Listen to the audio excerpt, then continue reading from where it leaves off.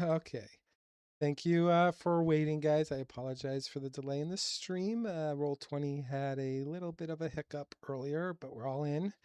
Um, as you can see, I updated Hallie and Barrel's stream tokens. So yay. We now have a blue person on the board and we got a human in our ranks now. So yay. We got the tokens right. So I will just basically give a brief summary of what happened previously, and then we'll just go right into it. Last session, Carrick got a chance to finally meet Hallie, his Padawan, so they got to meet in character. They had a little bit of a moment on a ship heading towards Yavin 4, but their real moment came on the surface when they were doing a patrol. Niella got acquainted with the outpost, spoke to Ormril, got the layout of, her position there, what was going to transpire over the coming months to years, and even went into explaining like what their transportation looks like, which is going to be interesting because they're so used to having a single pilot. Now they have these three fighters that can take two people each, so they're gonna have to figure out who's flying where. um, and then they got to check out their living quarters. They assigned their bunk assignments, which was cool because the Padawan's not with her master and the soldier isn't with their captain. That's cool. And then HX is kind of in the hallway. It's kind of got his own little plug set up. So that was all set up and arranged. Then they set up security. They got pretty much settled in at the outpost. Um, and they were pretty much explained that Ormril would be off planet for about a month, um, because he's going to be doing some duty roster work of his own. He's going to be sending in some personnel to assist with taking care of the outpost when our players are out and about doing missions.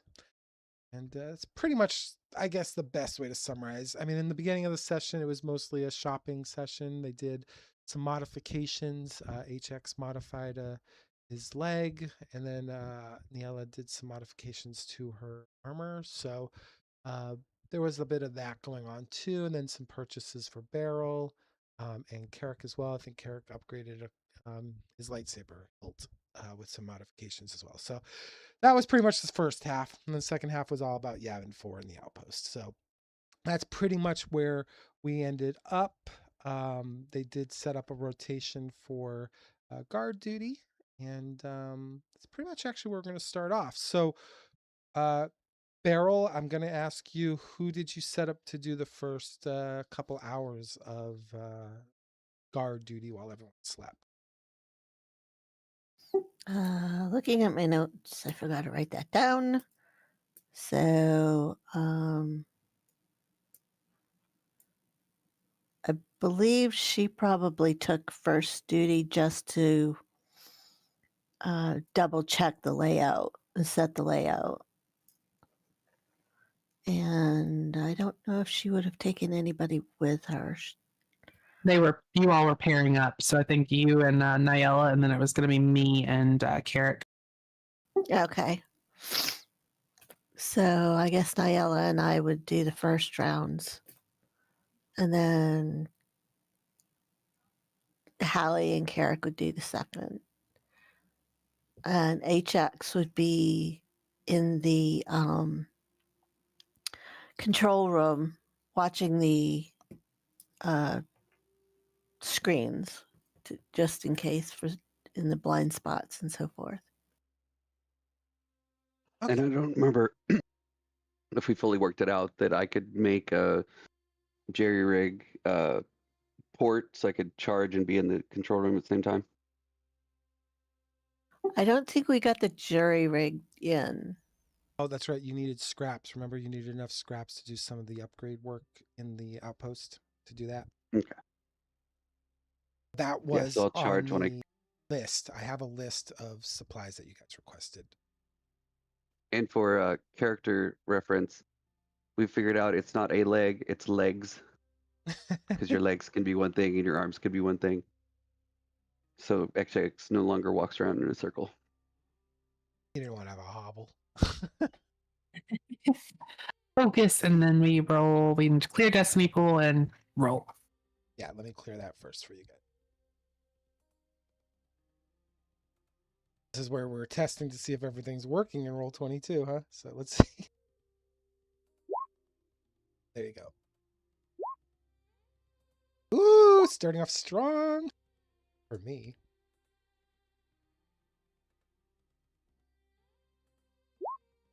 Oh my. We're only doing administrative tasks today. I wish. All the force sensitive people on dark side. Oh no, Barrel roll dark side. I know, but all the force sensitive people did roll dark side as well. The only light side point we got was from the non-force sensitive. I am the shining beacon. The non-humanoid. So we'll start off, I guess, with Beryl and Niella. You guys have the first shift. We'll say, HX, did you want to interlace yourself kind of in between the two shifts? Kind of like overlapping? Yeah, I could do an overlap with helping so they can get more sleep. So we'll say, we'll start off with the first half for you, Beryl and Niella. First, I'm going to ask, is there anything that you guys want to discuss with each other while you're kind of alone in this space, with night kind of befallen the small little outpost you have? Before we set out, Niella would want to approach Beryl to have a short conversation. So she would find her, I'm guessing, outside the living quarters, like before they start their rounds. Probably. Okay. So Niella would come up to Beryl and say, before we head out, there's something I wanted to make you aware of, just to clarify a little bit more on what happened previously with the forest and what I mentioned about feeling drawn to it in an unnatural way. I've spoken to Carrick, and he and Holly had similar experiences, and we believe it's the dark side of the force on this planet. So as we're doing this patrol, if for some reason I start wandering off, I just know that it might influence me in some way. And I'm hopeful that won't be the case, but I wanted to warn you about it all the same, just in case. Okay, well, thank you for letting me know. What if you start to wander off? What do you wish me to do? I try to stop me. I think it's better if we don't enter the forest unless we intentionally do so. I don't anticipate you would have much difficulty, but I honestly don't know exactly how this works. Okay, well, if it gets to that point, I apologize ahead of time if I have to detain you with a little bit of struggle. That is just fine. And if for some reason this is something, if I am not myself, please notify Master Mace. We come up if you need to, because I'm hoping that he will be more knowledgeable about the occurrence, and I think he should be aware. Okay, we'll do that. One last thing before we go, let's check in with HX and see where he fits on the schedule. That works for me. Where is HX? Well, yeah, we'll head over to wherever he. He'll be charging because he needs to get it in. So he's right now currently in the living quarters. So Neil would walk back into the living quarters, and while HX is charging, does he need to be woken up, or okay? So she would acknowledge him and see if he responds. And he's playing on his data pad a little bit, just looking for things, constantly searching. He looks up. Yes. Beryl and I will be heading out now for a patrol. Um, as far as the overnight shift, do you have a plan for watching over the security cameras? I understand you do need to charge, so I don't know if that's something that you'll be able to do. It's in the plan. I'm going to be in the middle, and I'll cover half of Jarl's and half of the other. All right, sounds good. And we'll be on a 4-hour shift, so I'll know about 2 hours in that you'll be on the camera soon. And I will check in on comms. All right, appreciate it. Thank you. And Niela will walk away. And then out of character, I do want to bring this up to the group. I think we need to have a name and use 1, 2, 3, 4, 5 in comms, so we don't give our names out over the frequencies. I think that's a good idea, and I think we should discuss it in character, like to assign numbers and stuff. Because we did not do that earlier. Yeah, I was just going to say the same thing. We should discuss that in character. Great idea, though. Mm-hmm. Turn. I'm stealing things from Turn. So, question for Beryl: will Niela and Beryl be walking together during the patrol, or separate? Together. All right, Niela heads out and meets back up with Beryl, and is ready to go. So give me the path that you guys are walking. You're going to be walking along the northern part of the outpost first, and then working your way in like a big circle. Or are you doing counterclockwise? Like, kind of paint a picture for me. Okay, well, which way do they come out of the living quarters? The east side. The There's east only side. one entrance. Okay. Yeah.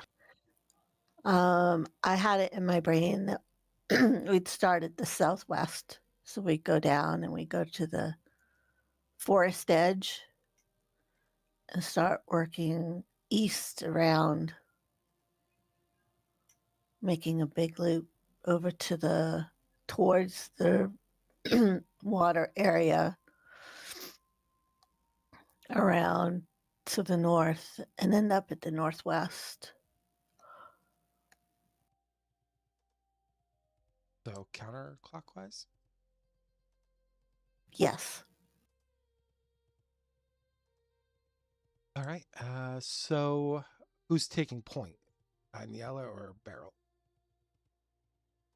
I think Beryl would take points. Yeah. Yeah, I take point, but they're pretty much probably more side by side. Beryl will probably keep Niela to her left, so she's closer to the buildings in case of trouble.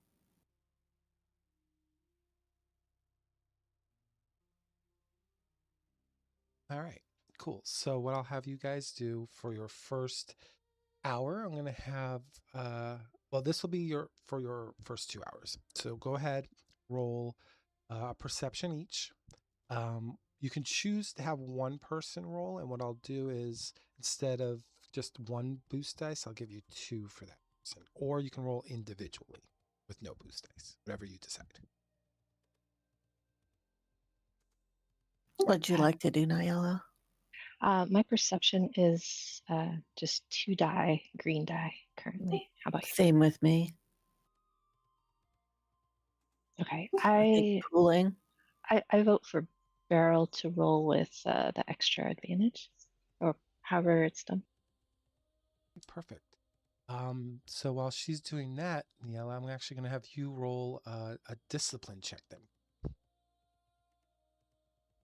Average Okay. difficulty. For that, yeah, it'll be just an average difficulty for both of you. Okay, and how many blue do I get? 2.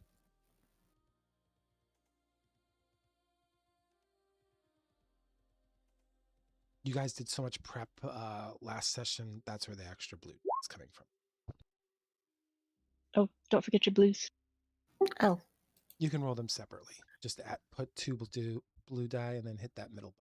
Should roll just the blue. Just make sure the purple's off. There you go. Okay. All right, well, kind of washed out, I guess, on that. I'm glad you got a success on that one, Neil. So I will paint the picture here. Beryl, as you're looking around for those first 2 hours, you really don't notice anything. It is beyond the light that is supplied by the outpost. Think of it as like you're holding a torchlight and then it just gets dark, right? The center of the torch is really bright, and then beyond that brightness is just pitch black. It's kind of like that effect that you're getting from the light source from the outpost. So the forest looks really dark, like pitch black, because it's a jungle. There's a lot of canopy to conceal whatever moonlight would actually kind of pierce through the trees. So it's really, really dark. And you do hear in the distance, like, the subtle cries of the woolly manders. You hear some other animalistic noises further in the distance. But, that's just normal ambience from a planet, an alien planet. There's a lot of different sounds that you probably haven't heard before. So it sounds a little jarring at first, especially surrounded by such thick darkness. For you, Niella, as you're strolling with Beryl, you feel not that initial pull that you got earlier in the day, but you feel like you're constantly being watched. It's like if someone's staring at the back of your head, you can't physically see them, right? But something's weird. You feel like someone's staring at you. It's kind of like that vibe you're getting right now as you're walking these new grounds to you guys. You get this overwhelming sense that you're not alone, but it also might just be a feeling and nothing more than that. Niella would speak softly to Beryl and tell her, I feel as if we're being watched. Do you get any sense that something's out here with us?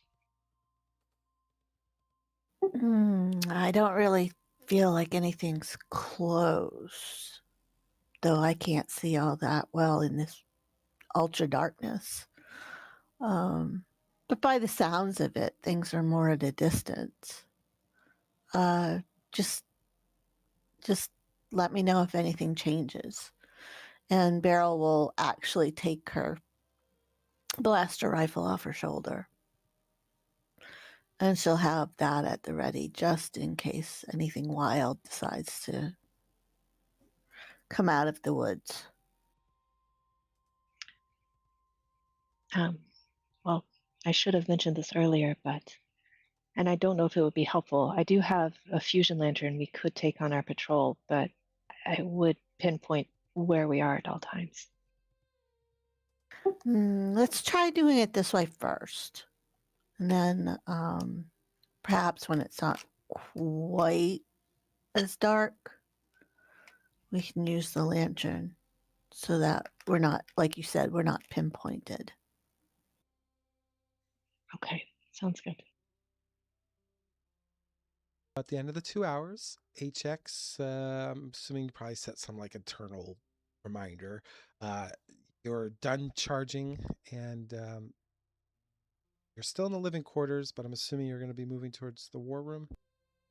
Correct. And I'll start monitoring the cameras. As soon as I'm on, I do check in with patrol. HX on. How's it been?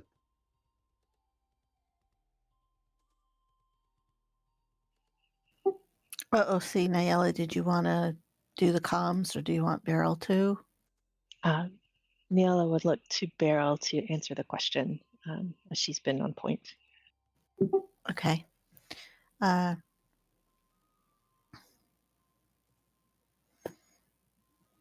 Patrol 1, checking in.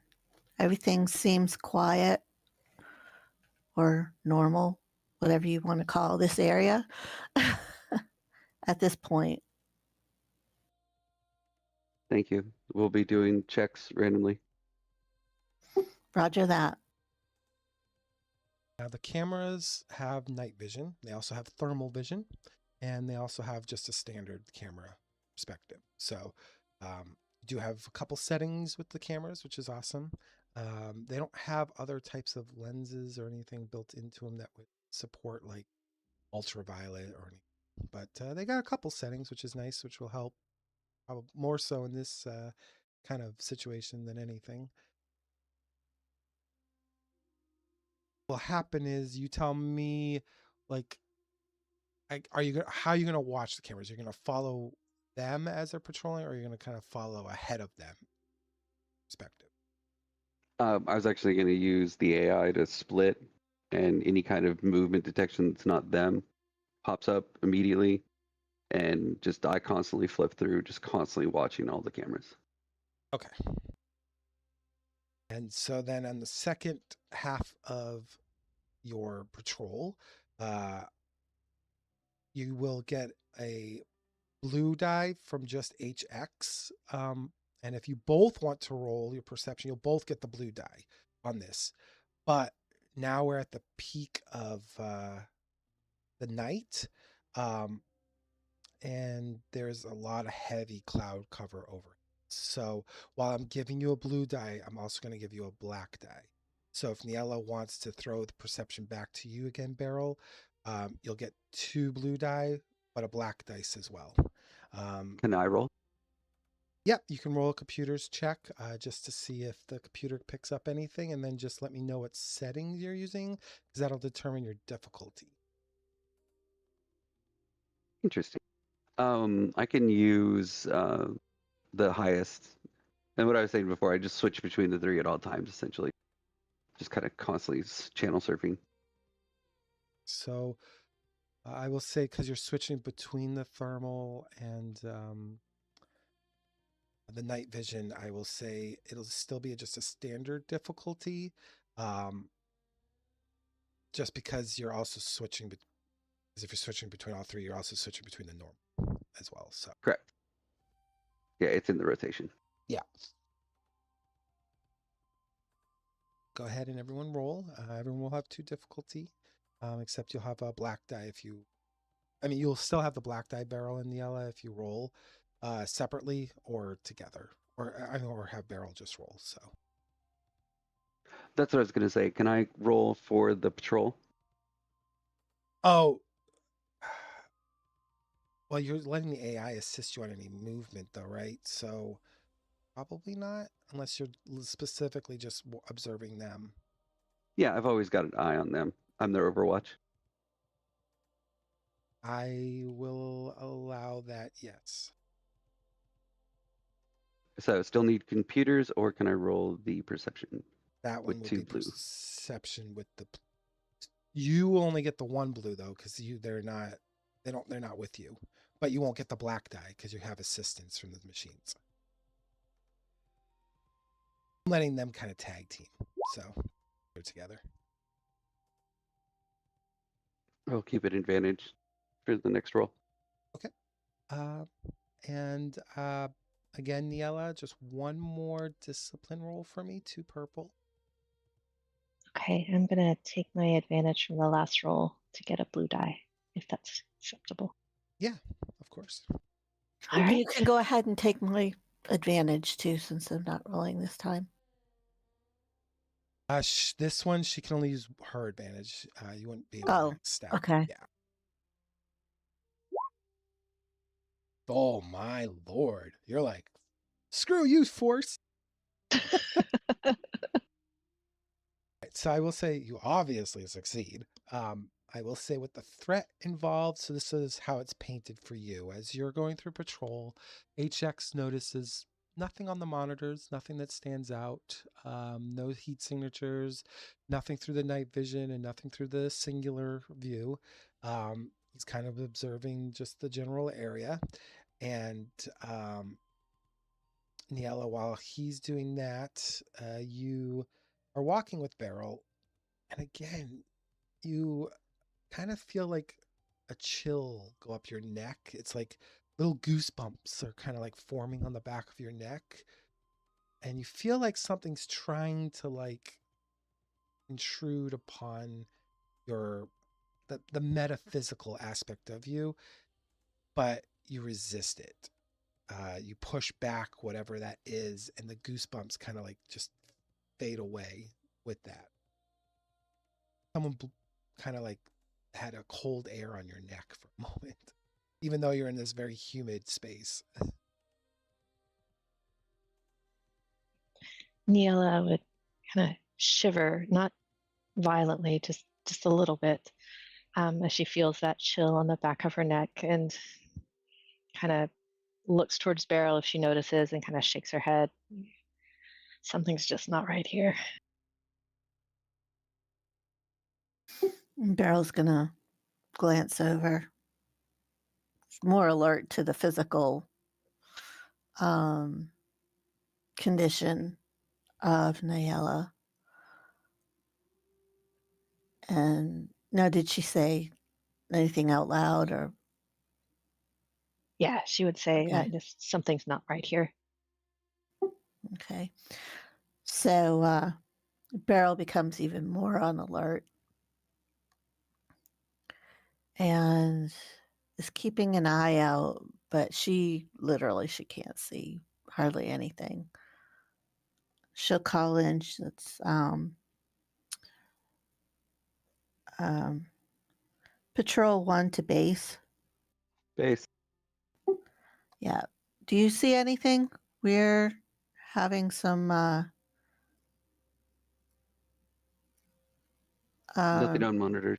nothing on monitor. Okay. And she'll look back at Nayela to just keep me posted. We'll see what's going on here. It could be just that the newness of the area. Neela would nod, and say, I will. And it's still just a feeling, so I agree.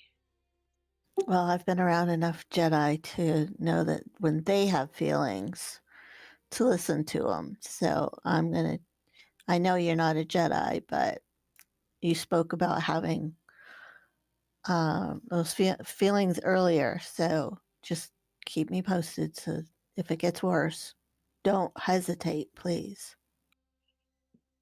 I won't. And make it through the next few hours. We'll make sure to warn the Jedi about this. Exactly. And whenever y'all's time is up, I'll send a message to your data pads that you are off duty. Which does happen after the next, because that was over 2 hours that you guys did all that. I guess I'll have to ask Carrick and Hallie, do you guys have like a timer set up when it's your turn? Or are you going to wait for or you forgot to do that and someone will have to wake you up? I didn't set a timer. I think Holly, I think she would, she would know their assignment. So I think as soon as it was her time for assignment, she would have probably had something set because she's that kind of person. You said you didn't, right, Carrick? Carrick did not. Okay, great. I love it. He will pretty much be expecting, because he's sharing quarters with Niella, when she heads back in, that's probably when he will wake, and then they'll kind of do a little handoff. You guys have 2 hours between you two. I'm the mid bridge. I thought they were doing 4 hours each. We are, but he's doing 2 and 2 on each patrol. Okay, got it. Right? I thought I was giving y'all more time to sleep. Oh, yeah, no. Just helping us overlap. Good for clarity. Wasn't 100% sure either, so that's good. So we'll say that Hallie, you wake up. I don't know what alarm settings you have. I don't know if it's soft or like, but you wake up, and I'm assuming you move into living quarters. She would after she does her meditation, and then she'd move into living quarters and go try to find her master. I will say, as you're done with your meditation, you're going into the living quarters. Niella and Beryl would actually be walking probably into the living quarters to get, relieved of their duty. Neela would ask Beryl to stay outside while she got the others ready to go, just in case. Beryl would turned so that she's still scouting like around the doors and on either side, but staying alert. Neela would walk in, acknowledge Hallie, and look around, not seeing Carrick. She'd go and activate the door to their room and to see if that woke him.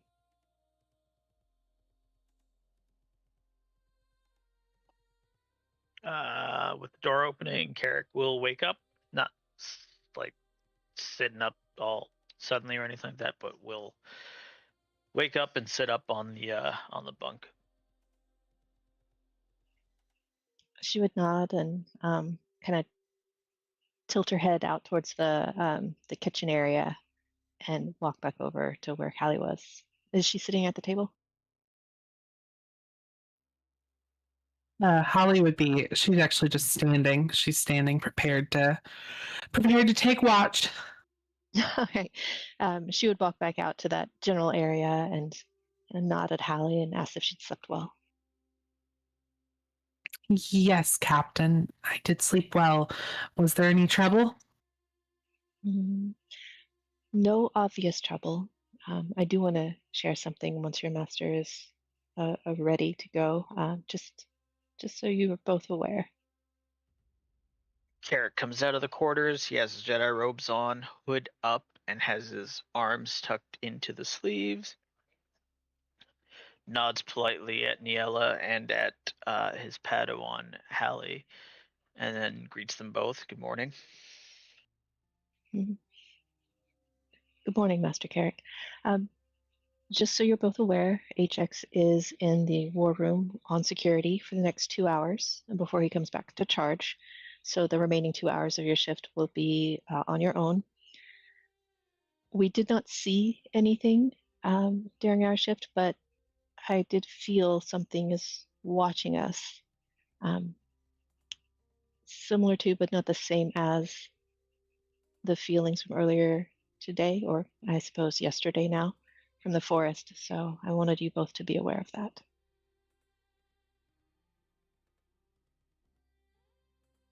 Carrick silently nods at the information. Thank you, Captain. And you'll hear XX squeak over the system. Patrol 1 and Patrol 1 Alpha need you in the command room. Actually, all patrols report to the command room, please.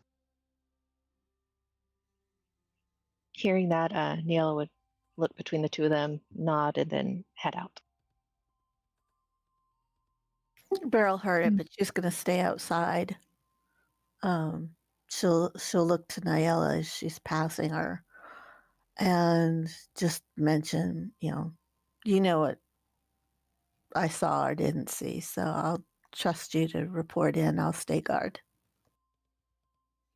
Neela nods at Beryl and continues to the war room.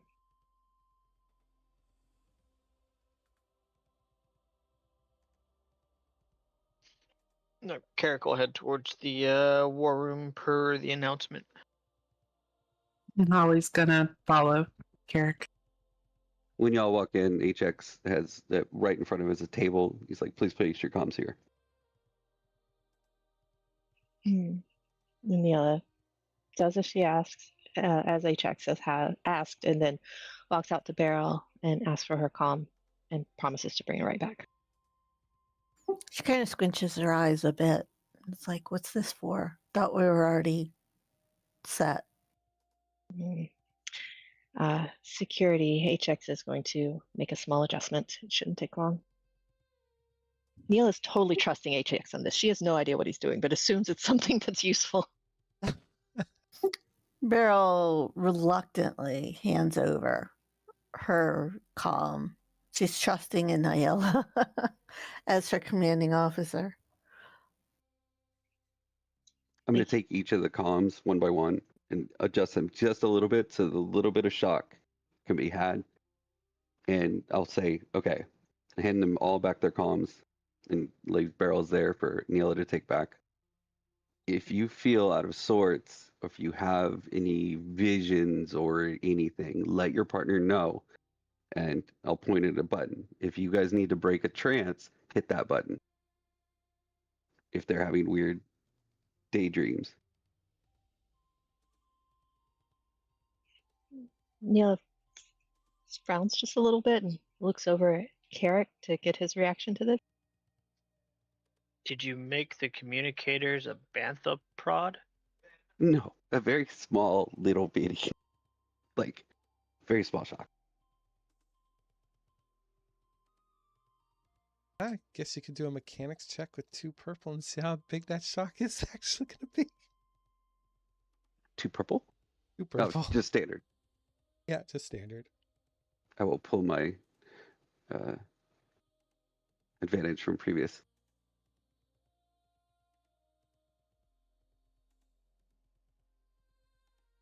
I think so far only Beryl and Niella gave you their comms. Oh, shit.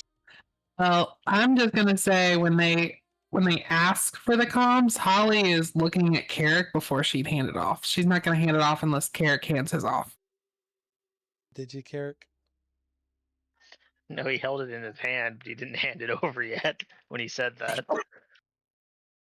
Well, Niella, Beryl, you guys have a modified comms, and we'll leave it at that. And to be clear, we as a player would have to press a button to instigate the shock, or we would. How would that work? There's a button on the panel in the command room. So we would have to communicate to HX to activate Or whoever's a in button. the command room. Okay. I imagine we're not all going to just be on patrol only. We'll say, even though you had 3 fear there, all those advantages, it's not going to be as severe as that sounds. So just will be so a little many advantages. It'll be a little stronger than what you intended, Yeah. but it won't be anywhere near lethal. No bolt gun situations. Yeah, you're not. Yeah, yeah, you're not doing that. It's not hurting bantha or anything.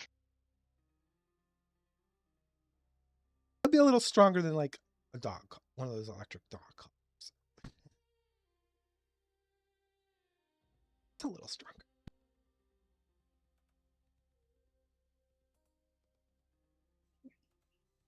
Niella would take the comms and a little reluctantly. Okay. All right. We'll see how that works. And go back to Beryl and explain what had happened and hand her back her comm, reassuring her that someone would have to ask for it to be activated. So again, out of character question, because this is confusing to me. So someone would have to press the button, and then what would happen when someone presses the button on their communicator? So he's wired them so that once someone reports to the control panel, so the war room, that another person is in a trance or something, whoever's in the control panel will then activate the switch that'll cause the shock to the individual's thing. Okay, so it's not like you self-activate it. Someone else has to tell them, like, this person's got this, and then try to shock them. Pretty much. That is my understanding. Okay, so that's a great... Yeah. If you guys want, I could put a button there. I feel like if you're in the middle of a trance, you're not going to be pressing a button. That was my theory too. No, yeah, you're not. But yeah, I can.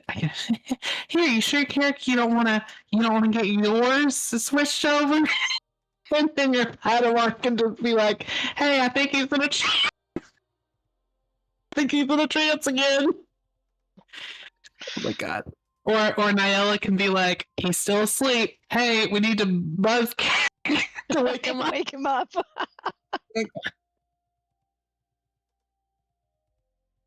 Oh boy. As from my understanding, it was only Niella and Beryl that gave the comms, right? Not Carrick and Yeah. At that time. Yeah. Right. And Beryl's going to put hers in her pocket. She's not putting anything that's going to shock her in her ear. Well, the comms are not, unless you got the headset. It's like a standard comms that you'd see in the movies. They actually have to talk. Okay, cool. They're handheld. Well, yeah. It's going in her pocket. It's not going anywhere near. her ear or anything like that. Beryl is not happy that this was not discussed ahead of time. Yeah, think of Obi-Wan, how he had his comm link attached to his bracer, but he could also detach it. It's very much like that. Yeah. Okay.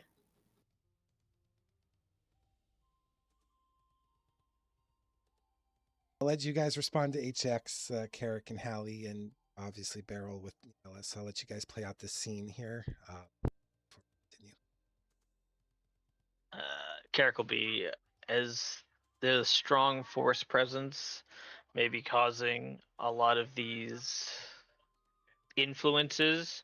For the time being, I'd rather we stay uninhibited from it and try and focus on understanding it through the force. So I will not take the modification at this time, HX. You're going to be a hard one to find in the jungle. Now slide back and start flipping the cameras again. Padawan, your choice. I trust your judgment, Master.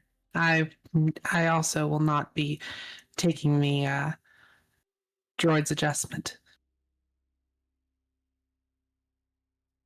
Very well. Looks over at Niela. Anything of note from your watch? I believe you already spoke to Hallie. Carrick was there as well when I explained what happened. Just what we discussed in the living quarters earlier. Nothing of note, just some strange feelings. And she'll look over at HX. We'll review the call modification tomorrow. I'd like to understand it better. Okay. Very well then. And then Carrick will kind of make his way towards outside. As he does, I'm sure he will now cross paths with Beryl, who I don't believe they've actually had official introductions yet. Holly will follow Carrick.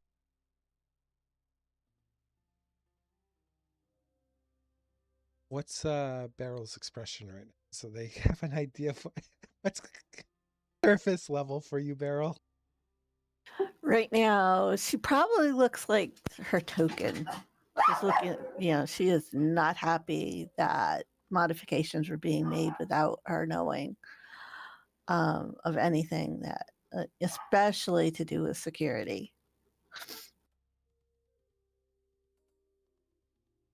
It's not resting bitch face. It's bitch face. God.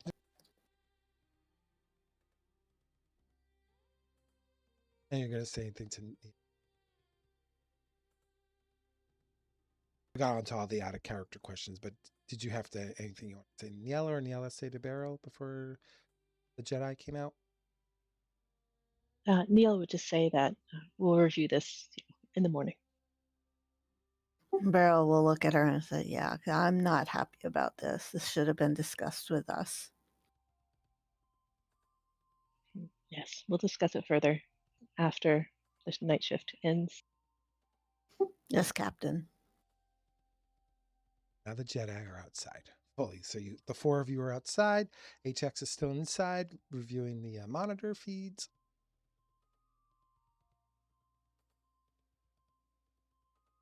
HX, I guess you could probably roll a perception roll for me. While if you guys want to talk about anything before switching over to the Jedi shift. 2 with in perception. Yeah, and you automatically get a blue die from the machine. It's like because they're supporting you, and you can also use an advantage if you want. Give yourself an additional. I'll use the advantage from my failed mechanics check. It's okay, it happens. It's wild that happens with your roll, but it happens. No, I'm just gonna roll terrible today. All right, you got more advantages, so advantages are good. Indeed. Nice thing about this system though is you only fail if you fail, right? So so I will say what the advantage here is monitors are clean. There's nothing on them.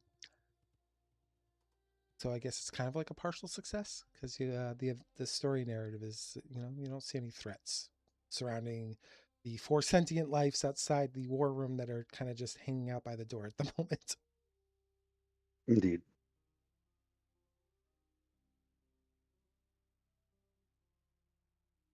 And that's it. I'll just keep watching, paying attention to what they're talking about too.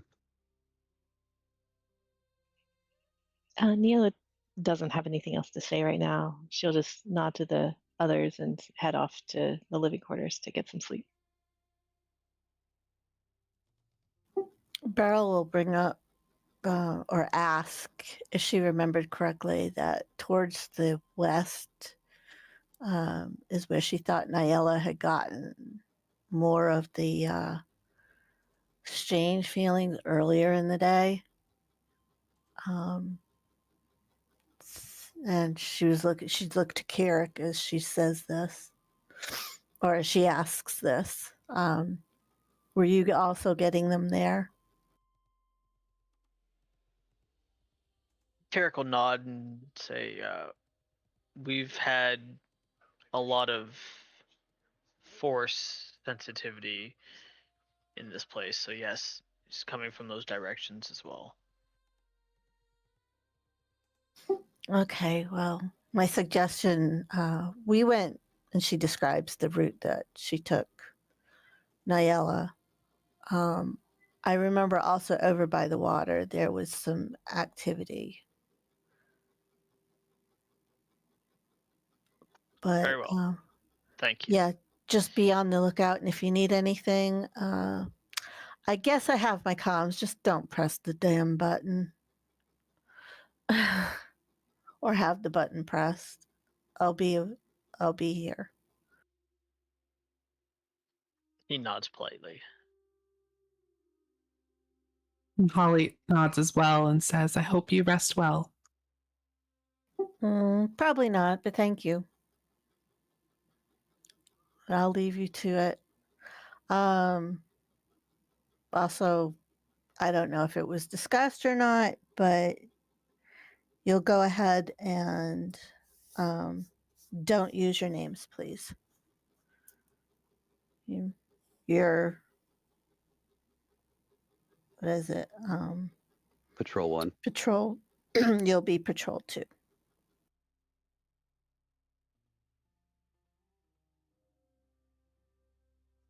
The Padawan will handle communications with the base. Understood, Master. Okay. Well, have a good patrol. Hope everything goes as smooth as it did for us. Hopefully. Rest well. May the force be with you. With you too. Beryl will start making her way slowly into the living quarters. Okay. So we'll do your first 2 hours, guys. So we'll have HX roll perception for the group, and then I will have Hallie and Carrick roll their first discipline rolls tonight. All 2 purple.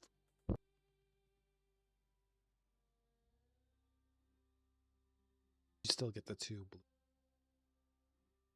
cameras checks. Thank you. Then Carrick and Hallie, you guys get 1 black die each because it's really dark.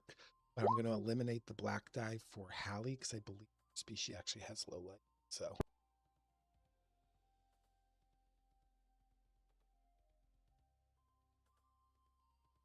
you can see through a spectrum. 2 difficulty, was that? Yeah.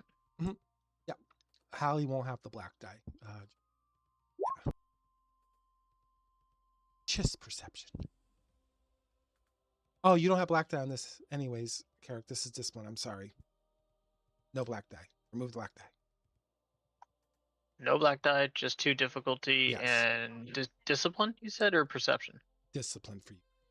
Sorry about that. I got it mixed up for a moment. I own up that.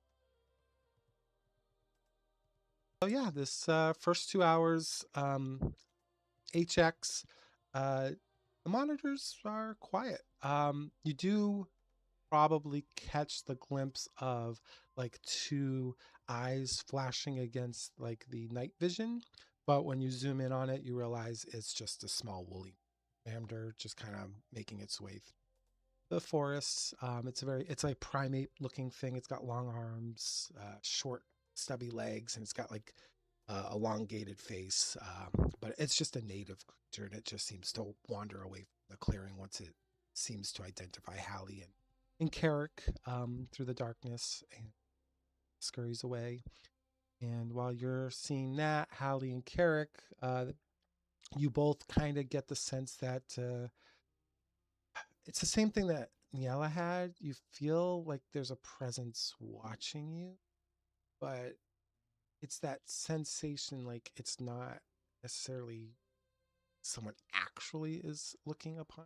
It's just the feeling like um I'm sure we've all felt that way in real life. Like feel like someone's there, but they're not. That's your first 2 hours, so I'll let you guys kind of play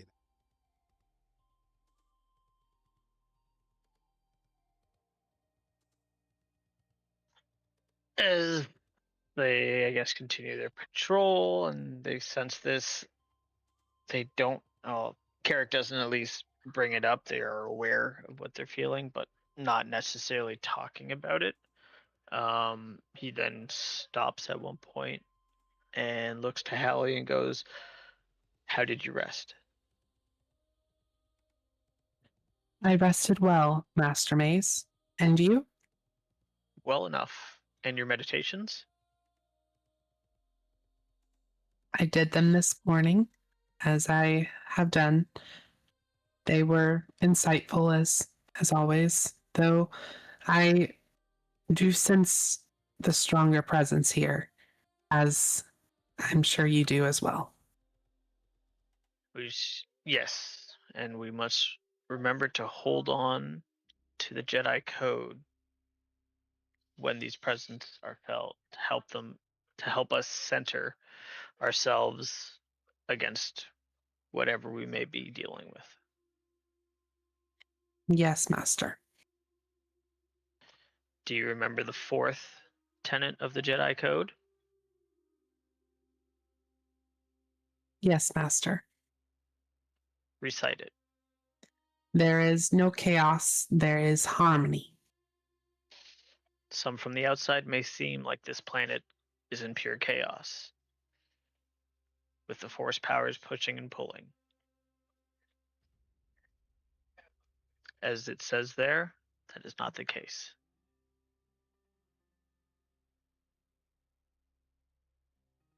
She kind of nods, but she says to herself, but also while Carrick's there, she says, I choose peace. I choose control. I choose the light. Be careful with control. Understand that you cannot control everything. Understood, Master. Now, where are we susceptible to attack from this perimeter? And she looks around and she kind of she gestures toward where the water is, but then also gestures in another direction. And she says, we are susceptible to attack in all directions, Master. Correct.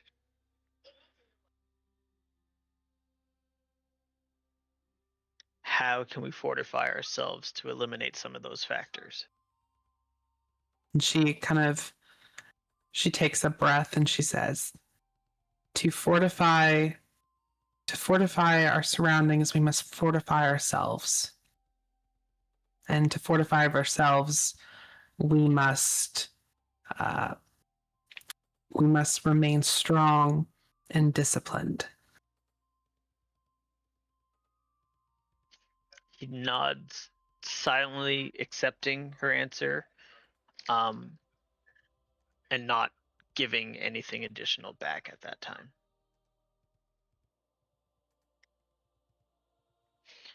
better check in with the war room, Padawan.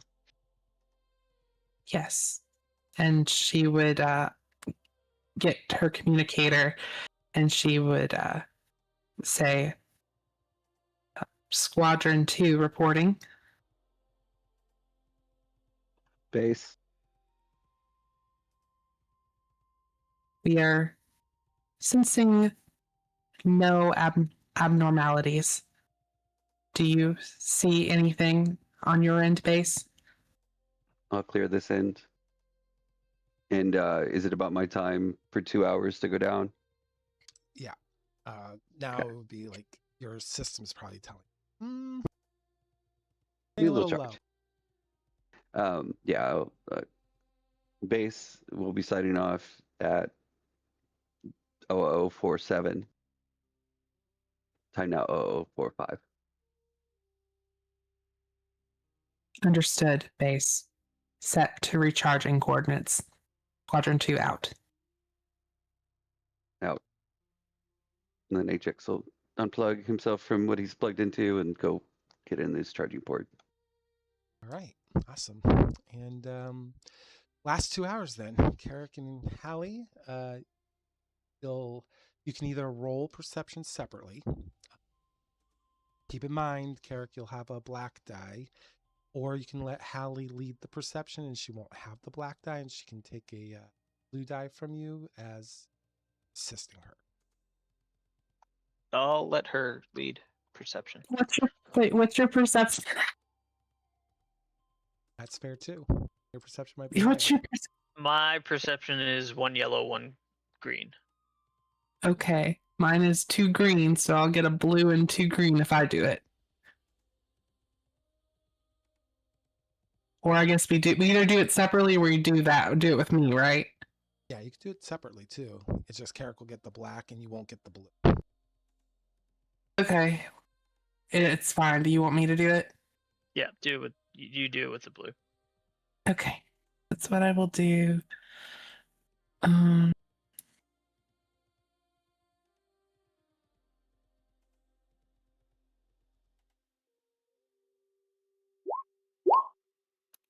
Ooh, okay. Yeah. As you're peering around, Hallie, and you're heading towards like the east side of the war room, the side where that little, I don't want to say it's a lake, it's more like a big pond of water is.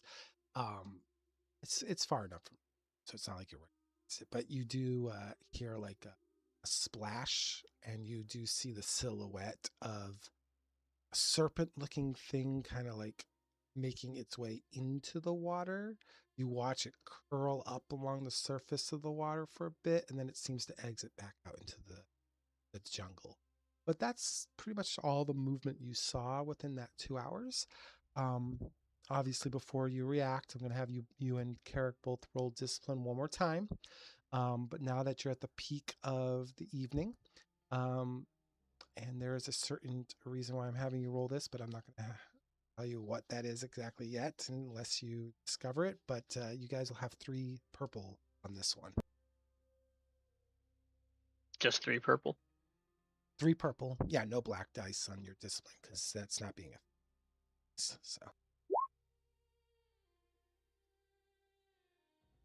Okay. Ooh, that's conflicting there because you got a critical in there too. Okay. How to play that? I mean, it's a triumph, so she succeeds, but there could be threat. Yeah. Okay, this is how we're gonna work this. Since Carrick that's didn't necessarily succeed, right? I'll play it out this way. Okay, so Carrick, I'll start with you first. As you and Hallie are kind of walking, you see as you guys get to the northern part of your outpost, Hallie doesn't see this. You see this. You see a slender form. They're wearing brown Jedi robes. Half their face on the left side is all bloodied. And when you look closely, all the sensations within your body tells you it's Ulatan that's standing there, edge of the forest. She doesn't say anything. She doesn't speak. She just reaches out to you and slowly backs up, turns around, looks over her shoulder as in beckoning you to come to her, and she goes into the jungle. Hallie doesn't see this. Instead, Hallie, I will say your triumph is completely to ignore the dark side of the force that's pressing upon you. But what your threat is, you're unaware of what's going on with your master at the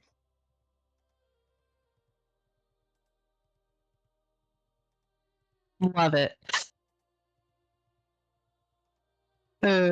Okay, so Holly is still doing her patrol.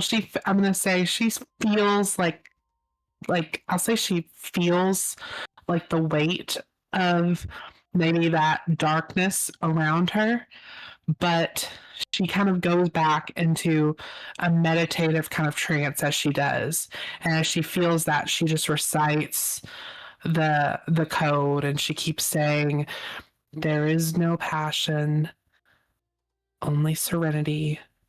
There is no death. There is the force." And she's just saying that to herself until that moment kind of gets through her. And as she's kind of walking around, she kind of turns around. She's kind of looking for her master now because they're not right next to each other. Because she knows she just felt that, but she doesn't know where he is at that moment. Yeah, so tell us what's going on with you, Carrick. So as Carrick sees we'll call it vision, he pauses for a half step and slightly tilts his head, trying as if, trying to confirm what he saw. And he does start slowly walking in that direction. His hands that were tucked into his sleeve, now one hand has moved towards the hilt of his lightsaber. He's not rushing by any means, but just very slowly walking towards that direction. All right, so now the vision's there. So now I'm going to have you roll resilience to see if you can physically overpower this need to follow this whisper of your past. This will be 2 difficulty with 1 black die, and the black die is just because you failed the discipline roll.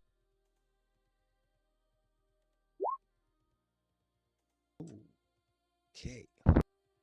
So I will. Can I myself roll perception or something to see if I can see him now? Yes. Go ahead. Roll perception. It's 2 difficulty. Your particular eyesight as your species.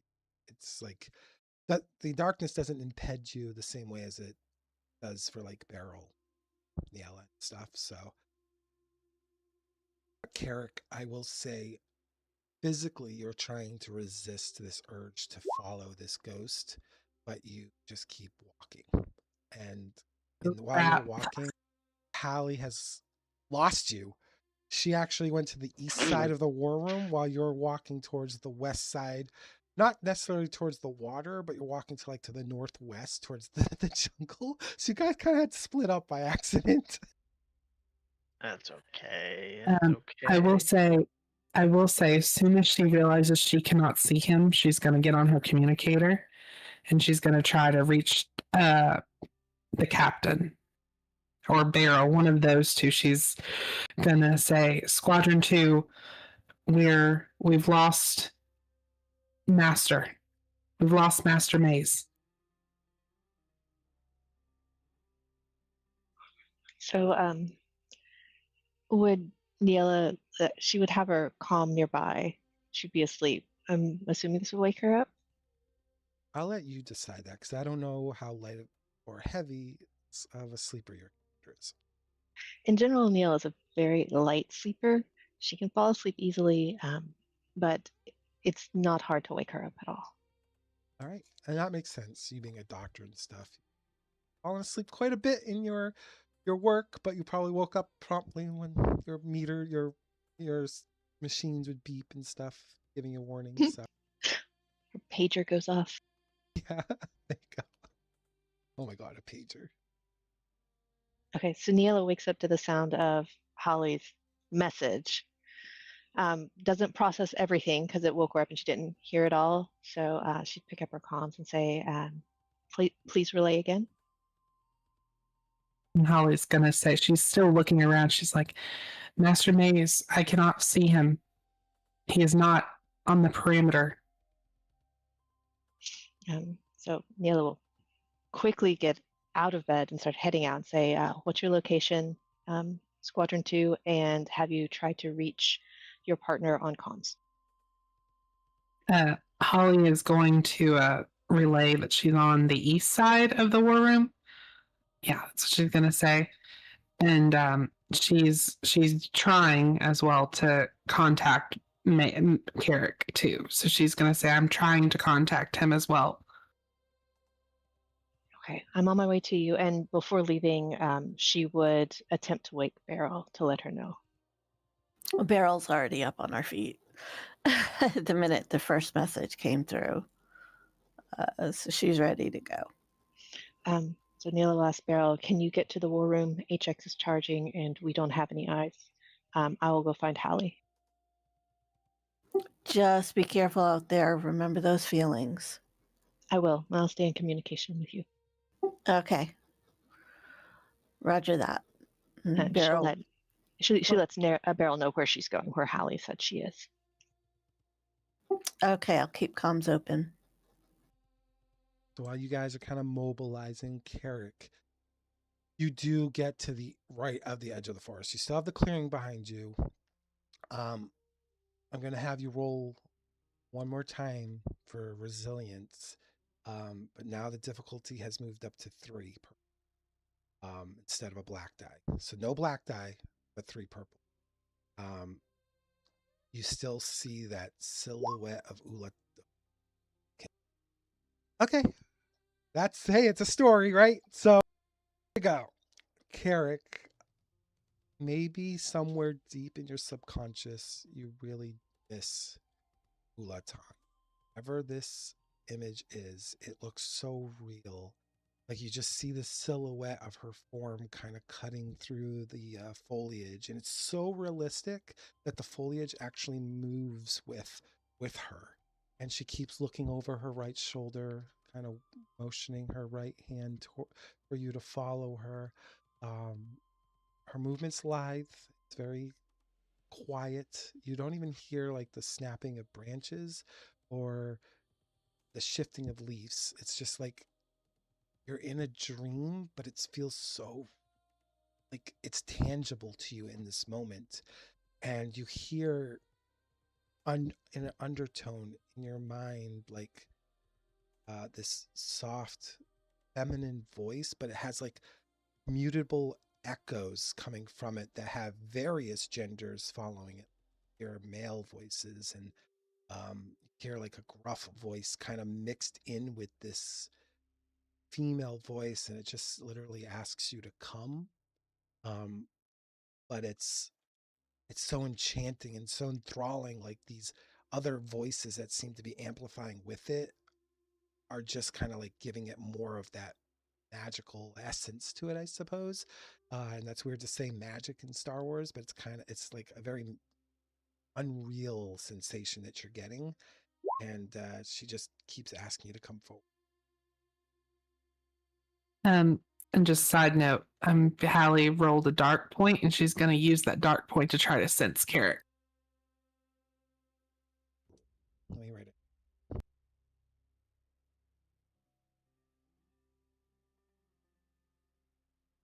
And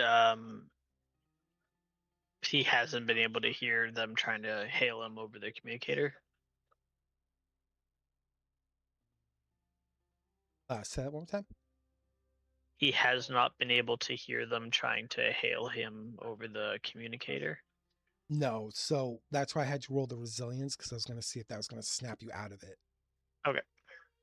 Since it didn't, well, you describe what Carrick's doing. You're right at the edge of the jungle.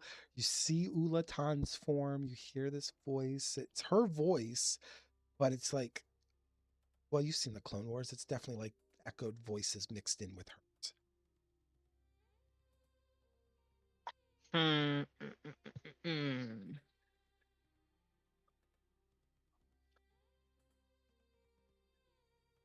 he keeps moving slowly towards it. His hand, though, is now further gripped on his lightsaber hilt.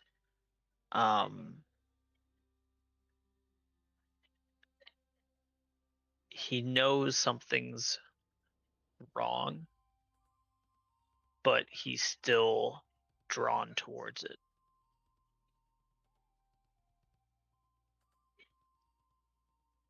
While that's happening, Hallie, since you are with now, Niella kind of comes into view, and as she's coming into view of you, Hallie, you get the sense that well, what were you doing? What ability were you using? Your sense ability to sense all of the force sensitive life forms in the area. So Okay. she can help locate where Carrick is. Well, you sense Niella. She's the first ping that hits. Well, first, actually, describe to me what raw emotion that you're using to pull from, because you're pulling from the dark side right now. She's pulling through fear. Oh, okay. Yeah, because she lost her prior master, and now it's that same fear that she's losing someone else. So that's what she's pulling. I like that. Okay. So yeah, you sense Niella, and then to your far northwest, kind of, it's not like exact science because it's more of a sensation, but in that direction, you do feel this presence of the light side of the force, but it feels like a dark blanket has covered it. So it's dimmed. It's like a very dim source of Ashla coming towards you. And when she feels that, I think she'd take a second as Niall's approaching, but then she'd dart in the direction that she just felt that. As soon as Neela sees Hallie start moving, she immediately follows her and activates her comm base located Squadron 2 on our way northwest. Do you have anything on cameras?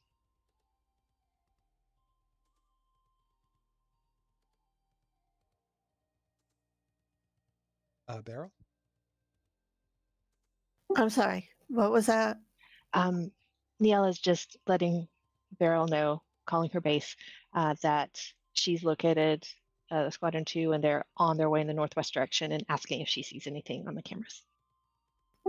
Okay. And what do I need to roll? You'll have to roll a perception, but you'll roll it with a blue die because you're using the cameras, and the cameras are a support system. So you do get the blue die for that. 2 purple? Yep, 2 purple.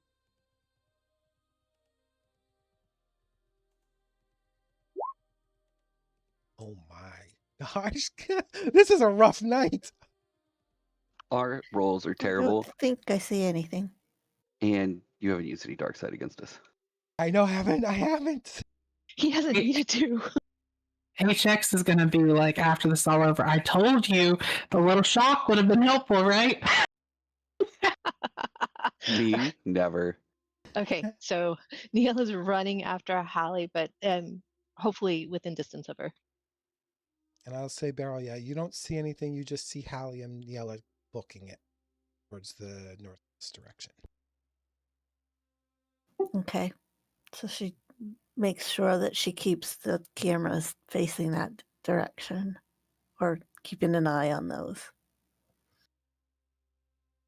Carrick, I'm going to have you roll another discipline check for me. This will now be, it's still 2 purple, but I'm using a dark side point to upgrade the roll against you. And I'll explain why that's being upgraded. I just got to click this little dice thing. Oh, you didn't hear? He said before you say anything, Healy, Raps was whispering that he was using a light point. What's that? I was joking. I was saying, you just didn't hear Carrick. He said he was using a light side point. You can't use dark side point. I got a verbal out of it. God. I know, I'm joking. So, Carrick, you're going to upgrade your dice pool on um, the negative side. So, on the right side, you'll just hit the upgrade 1. Do 2 purple dice. And the reason for this is because of the struggle you're having, because of the recent events of Ula passing, because of how real this feels, and because of the presence of the dark side. That is why it is increasing now as you are now entering the jungle of this planet. It's becoming stronger now that it has its hold on you. It doesn't want to let go. Very good. And it's a resilience roll again? Yep, resilience this time, because you're trying to break that mental hold. You Thought it feel was discipline. discipline. Yes, you're right. Sorry. Yeah, discipline. Woo! Good job. All right. Is that our first red?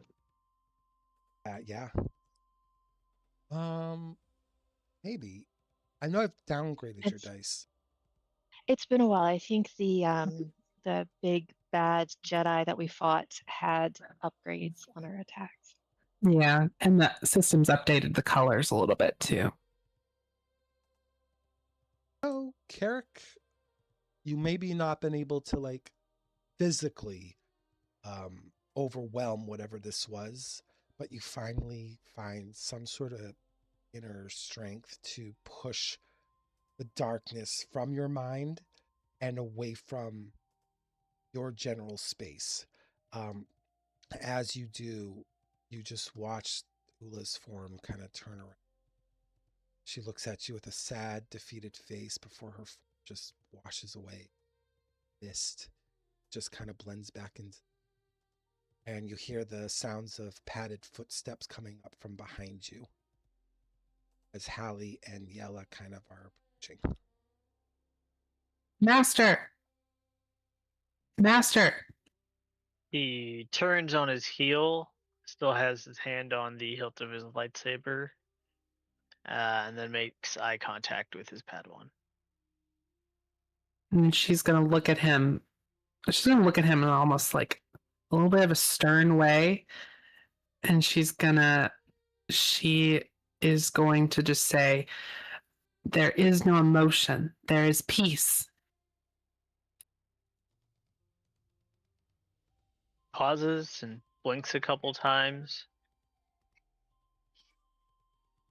for acknowledging, going, "You're absolutely right, Padawan."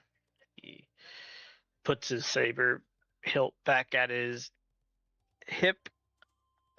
Before he does, he looks at the hilt and sees the remaining leather straps from Ula's previous headband that he had wrapped around the hilt, and it recenters him and focuses him in on the present again.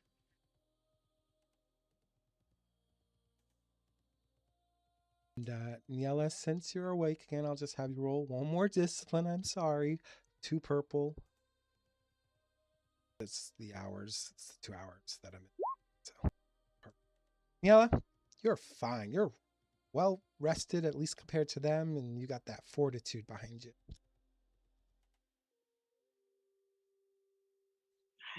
Neela just kind of watches the exchange between Carrick and Holly and waits to see if there's an explanation about what happened.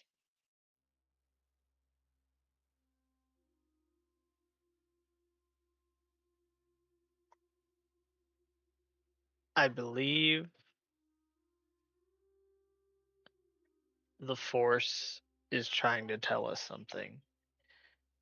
It is dangerous, but I just witnessed a fourth premonition of my former companion. And I look at Niela. It was in the shape of Ula. Neela takes a deep breath, nods, and asks, "Was it a premonition, or was it a vision sent to draw you in?" It was beckoning me in.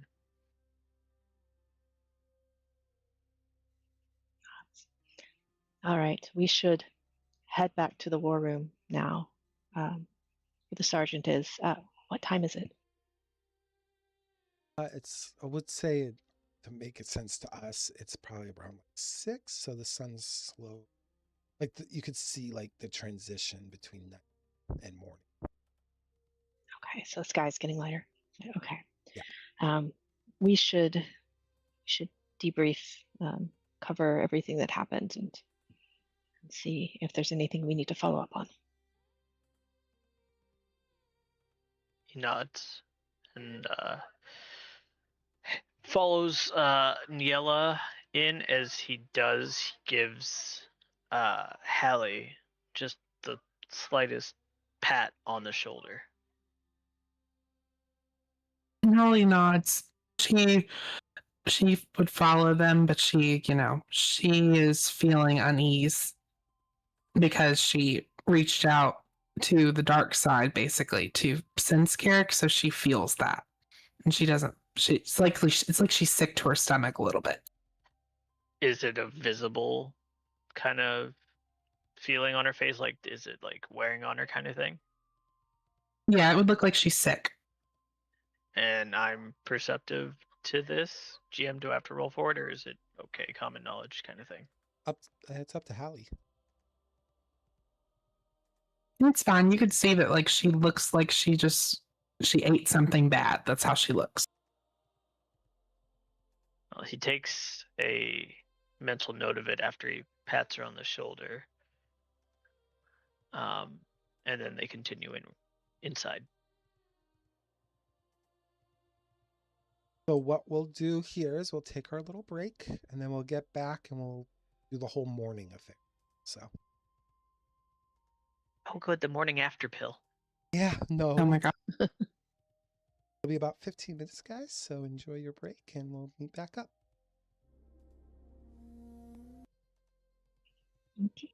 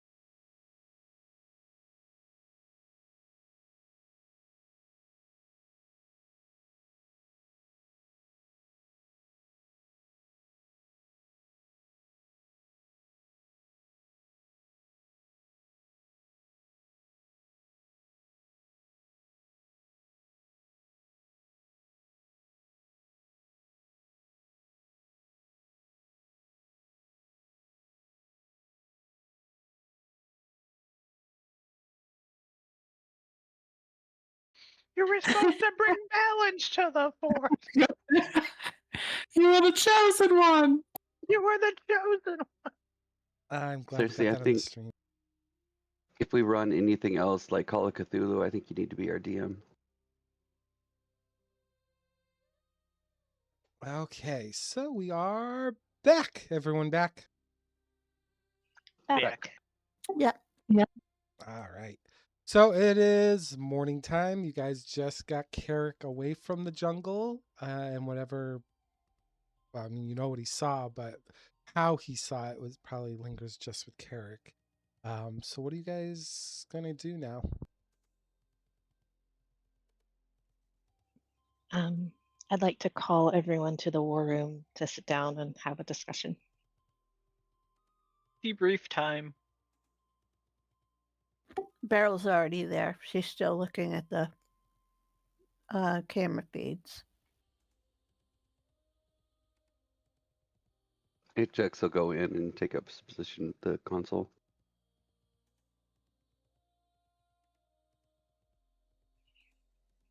All right. Once everyone's there, she just kind of have people sit down. She's not standing at the front. It's more like a discussion than a lecture.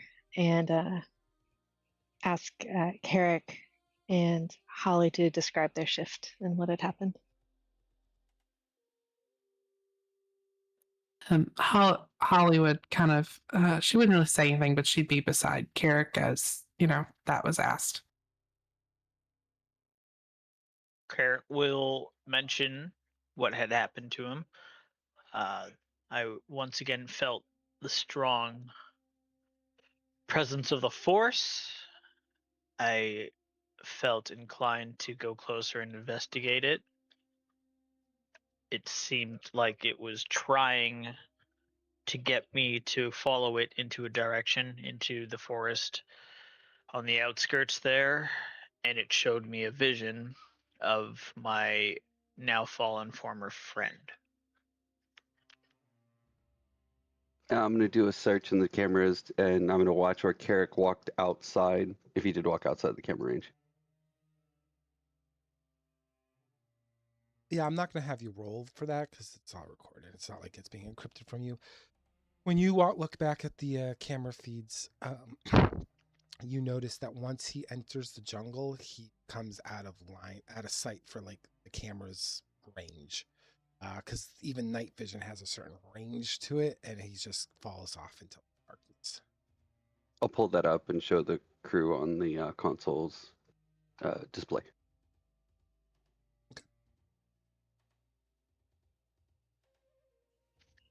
The force power was incredibly strong, and if not for my Padawan here, I may have followed it further.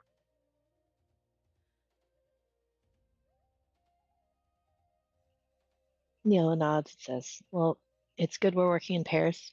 I think that was a good decision on the sergeant's part. And she'll look at Holly and say, how did the two of you get separated? Holly looks up and she says, I was patrolling toward the east. Master Carrick was taking the other side of the perimeter. And I, too, felt a powerful presence on me for a moment. And then when I started to look back, I could no longer see Master Maze. Neela nods and says, you were able to find him after notifying me, and thank you for contacting me. How were you able to determine where he had gone? And she just kind of frowns a little bit, actually, for a moment, and then she looks and she says, the Force captain.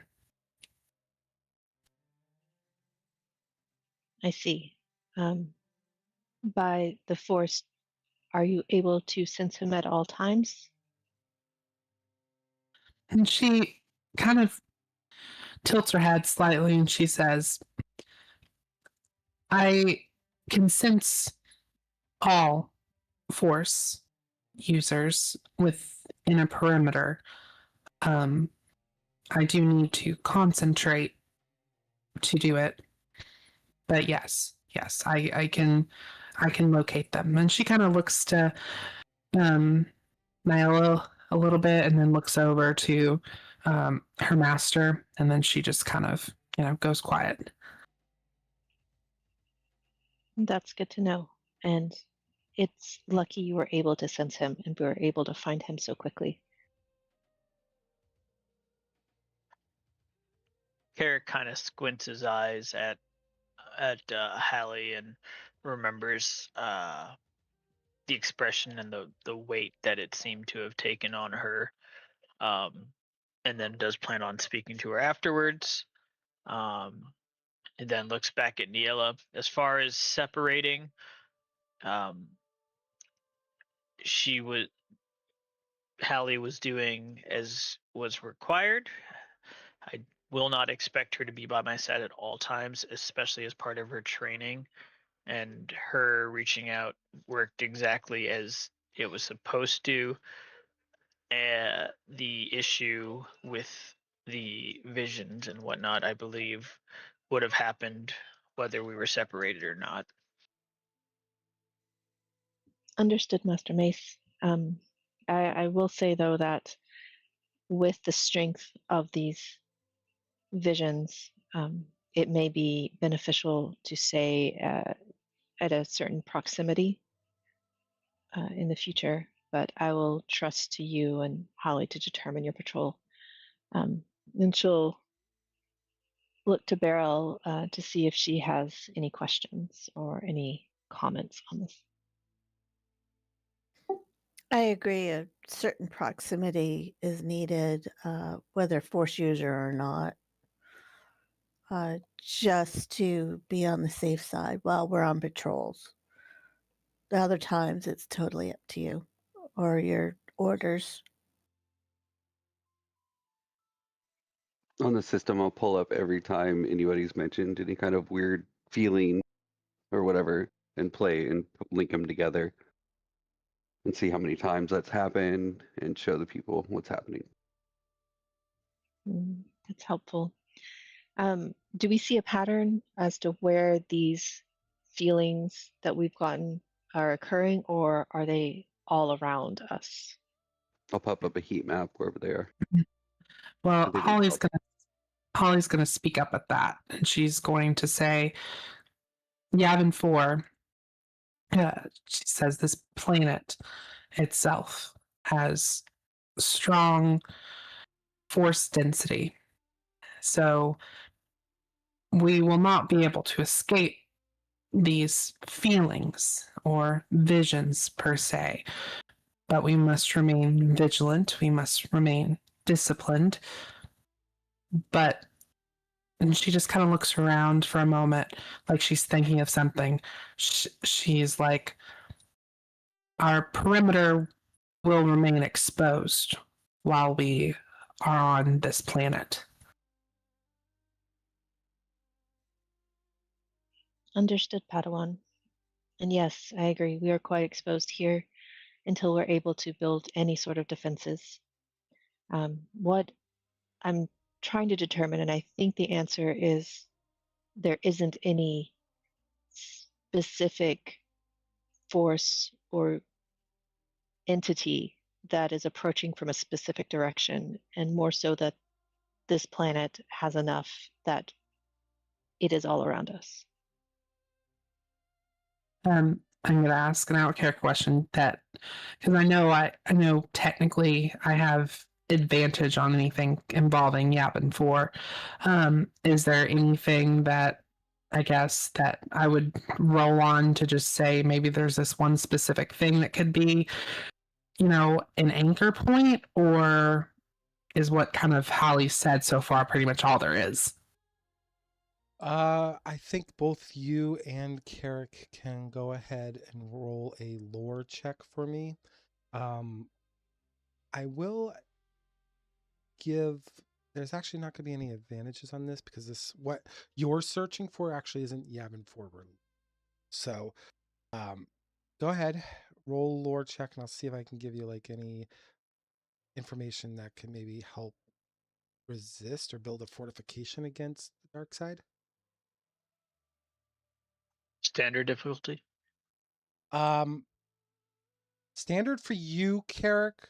3 purple for Hallie, but that's I'm only basing that based off of your character's experiences so far. She's fairly new to the larger universe, so.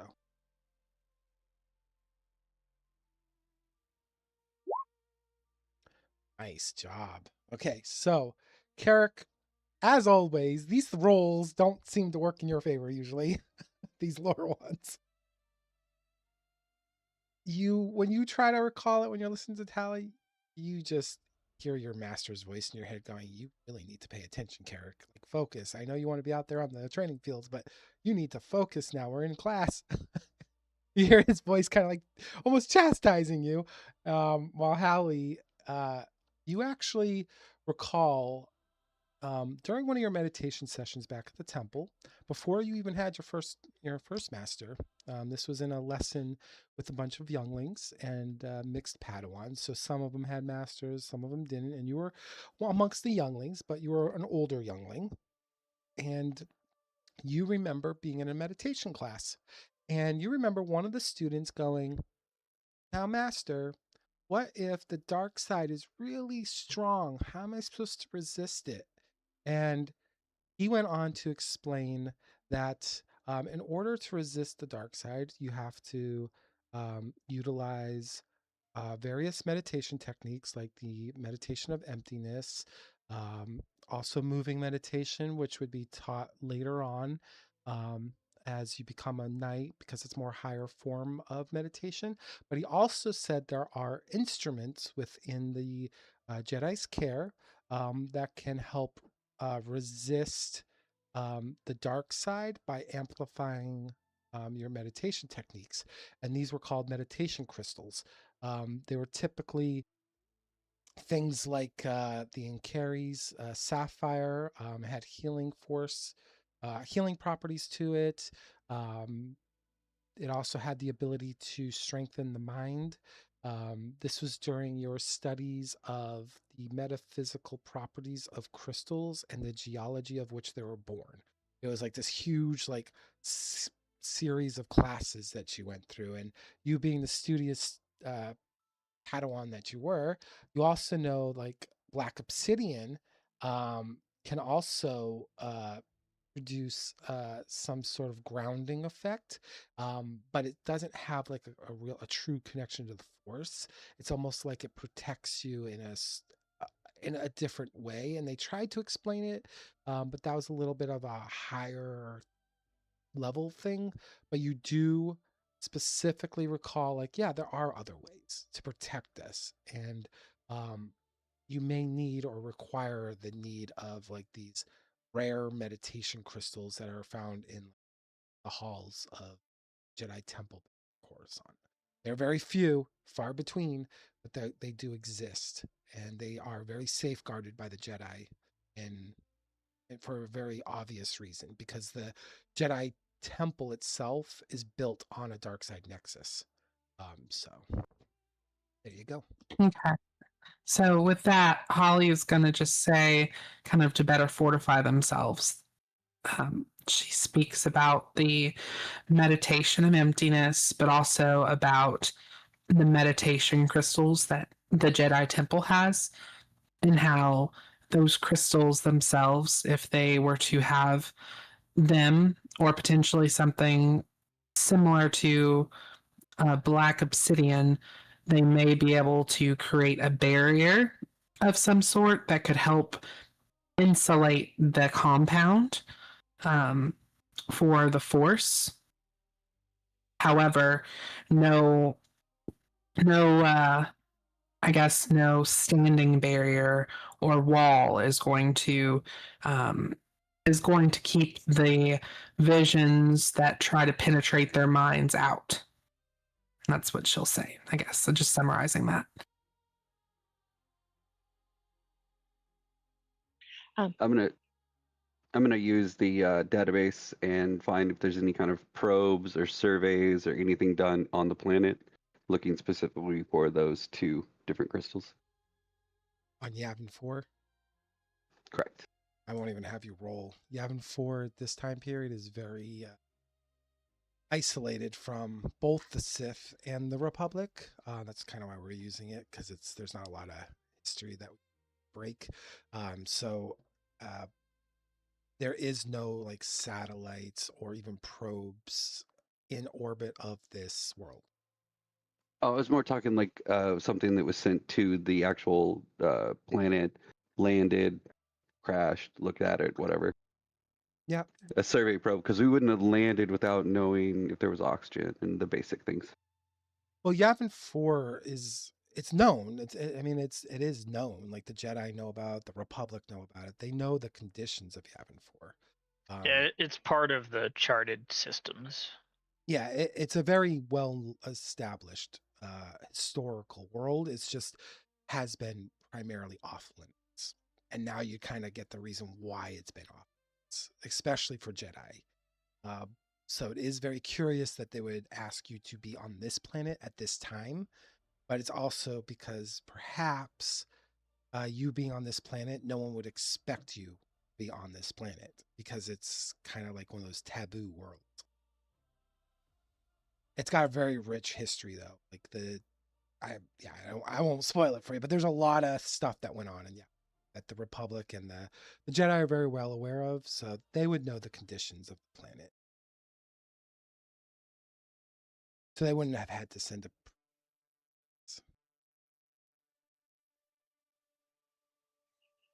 So, hearing this information, Neela would look to Carrick and Holly and ask if there's any chance of finding these black obsidian crystals on this planet. They they sound rare, but they sound very useful. Um, I it would be great for us if we could obtain some, but how likely is that? Okay. Is this again? Would Holly have a chance to know if there's any of that potentially on the planet? You could try. That would be Outer Rim, Outer Worlds, and you would have to. I'm going to give you 4 purple dice for this because that probably was not in your lesson plans. Okay, so I'm gonna do one. I've used my one advantage, and you want to do 4 purple dice against my what outer rim? Outer Rim. Yep. Okay, here we go. No. All those blank die. You try to recall that, but you didn't go over geology in your studies. You went over the more historical facts of the planet. I can try too. Same thing for Outer Rim. Yeah. Yeah, like I said, Yavin 4. They know a lot about Yavin 4, but it wasn't really mined. Yeah. Your roles actually make a lot of sense because while Yeah. it's weird, Yavin 4 is one of those weird planets, right? You would think surveying would be done. You'd think probes would be sent ahead of time, right? You'd think there'd be a lot of like research like on a geological level on Yavin 4, but because of its rich history and the dangers that rest within the jungles of Yavin 4, it's just not a hospitable place for people to be, especially researchers. So when you both try to recall like geography or geology or anything of that nature, it comes up blank. All you can recall is the horror stories that happened here, and not necessarily always the horror stories, but some of the moments of where, you know, like for Hallie, for example, as she did the research, I will let her know, at least with her failure, that she can recall like the wall of light that was used on this planet that literally burnt the surface of this moon centuries and centuries and centuries ago, long ago enough that the foliage has regrown and everything's reclaimed by the world, but it burnt a large portion of this world's surface uh, down. It was such a devastating event that even the Jedi felt what they did uh, borderlined on a dark side action, even though it was to take out a very evil man. I think what Holly's going to say is she's going to say, I do not recall any such crystals or obsidian in my research. And she's going to kind of pause for a second. I would fear that any such mission to uncover such things without some confirmation of their existence would put all of us in a very precarious and dangerous situation, and she's kind of a little analytical when she says these things, kind of almost like how HX is. And she's like, I would not advise such action. Respectfully, Captain and Master Maze. Neil is noticing the similarities between Holly and HX just as they're having these conversations. She doesn't say anything like that. So Neil would respond, yes, I agree with your assessment, Padawan, and I would like to discuss the meditation with you both, looking at the two Jedi, later. But first, to wrap up the debrief, during the sergeant and my shift earlier in the evening, we also sensed some things, but luckily did not run into any of the issues that Master Mace faced later. There was definitely some wildlife out there, but none that seemed to threaten us. However, if we're all in agreement, I would like to continue nighttime patrols this evening as well with the same schedule. And she'd look at both. We'll look primarily to Beryl to see what she thought. She would just nod curtly, in agreement. And Whenever Neela mentioned that moment that she said she felt something, I pulled it up on the video. And also, when you said there was wildlife, I pulled that up as well and kind of showed you what it was. And I could do a lore check or whatever to see if I can figure out exactly what it was. Yeah, you could do an outer rim lore roll for me. And then I will also, after that roll, I'll let you know what you also found on while you were just idling. 2 difficulty? Yeah, yeah, for you, yes. You're in the computers enough that you probably some random stuff.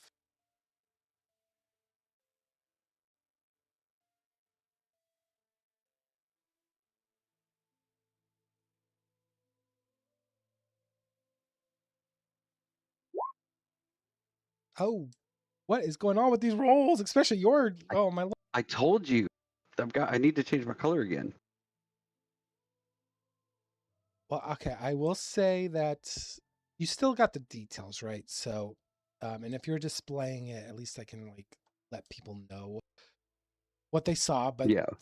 it was a creature with very stubby, short legs, very long arms, and kind of like their head looks a little bit primate, but it's got like these big floppy ears that go off from its forehead down to the side of its head, and it's got like that flat face. So like where a nose would be, it's actually like just 2 nostrils, kind of. It's a very flat featured face.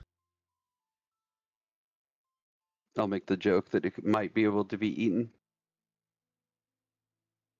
Well, at this point, I think our supplies are plentiful. Can I use my advantage on a lore check for some of the creatures they're showing, so Holly might know them? Sure, you can roll outer rim 2 with 2 difficulty. So it wouldn't be lore. No, this one's outer rim because this is a little different. This is tying into the outer rim planets. Lore is kind of like those mysticism parts, the myths and stuff. Okay, so I wouldn't get an advantage on this. No, this would you would, because it's Yavin 4 that you're getting the advantage on. The Yavin 4 Okay. lore. Yeah. Okay. Yeah, you know it as a woolly mamder. It is a native species of Yavin 4, and they do live within the canopy level of those gigantic Masasi trees that kind of surround your encampment. They do have rotund bellies, obviously the pair of arms. that are much longer than their legs, and they got kind of like a bushy, tuft, rainbow-colored kind of like hair. Okay, so she would kind of give that information, and I think she'd also describe the serpent creature she had seen potentially. The serpent creature. Yep. Let's pull that up Yeah. here. Okay, that serpent creature is called an aquatic gundart. Yep. Aquatic gundart. Yep. It is, they are a predator that lives on Yavin 4. It has multiple eyes, which makes it capable of seeing below and above the surface of a water simultaneously. So think of a crocodile, but it's also able to look underwater. Kind of neat. They do live kind of in the shallows of like lakes and streams and bodies of water. They are a medium-sized creature, so they're probably twice the size of two of you. And they do eat other creatures like the runyips and the whisper birds.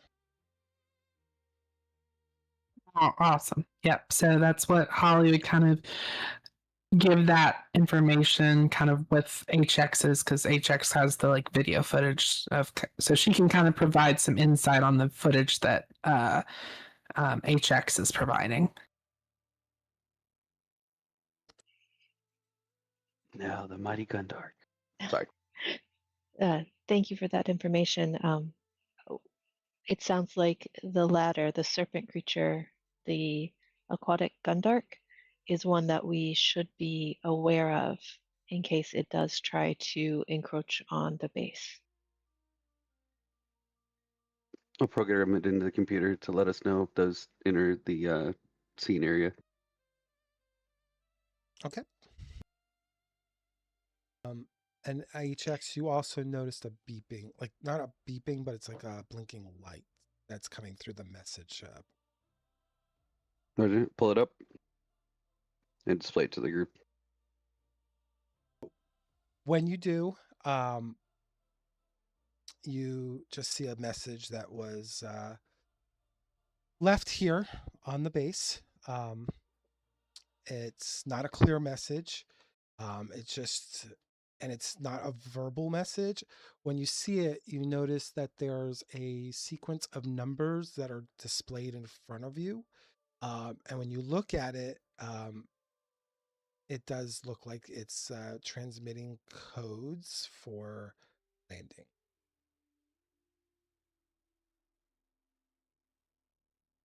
So does that mean there's a ship trying to land? Yes. Okay, so we need to make sure that that ship has the Republic transponder code. Yep, ping IFF. And when you do that, it pings back, and it is a Republic signature. Roger, and I'll tell them where to park. As you do that, you actually can already hear the sound of like muffled, because you're indoors, you hear the muffling sound of like a craft kind of breaking through the cloud cover and kind of making its landfall probably south of your base, probably near where your ships are actually kind of like hidden within the tree line.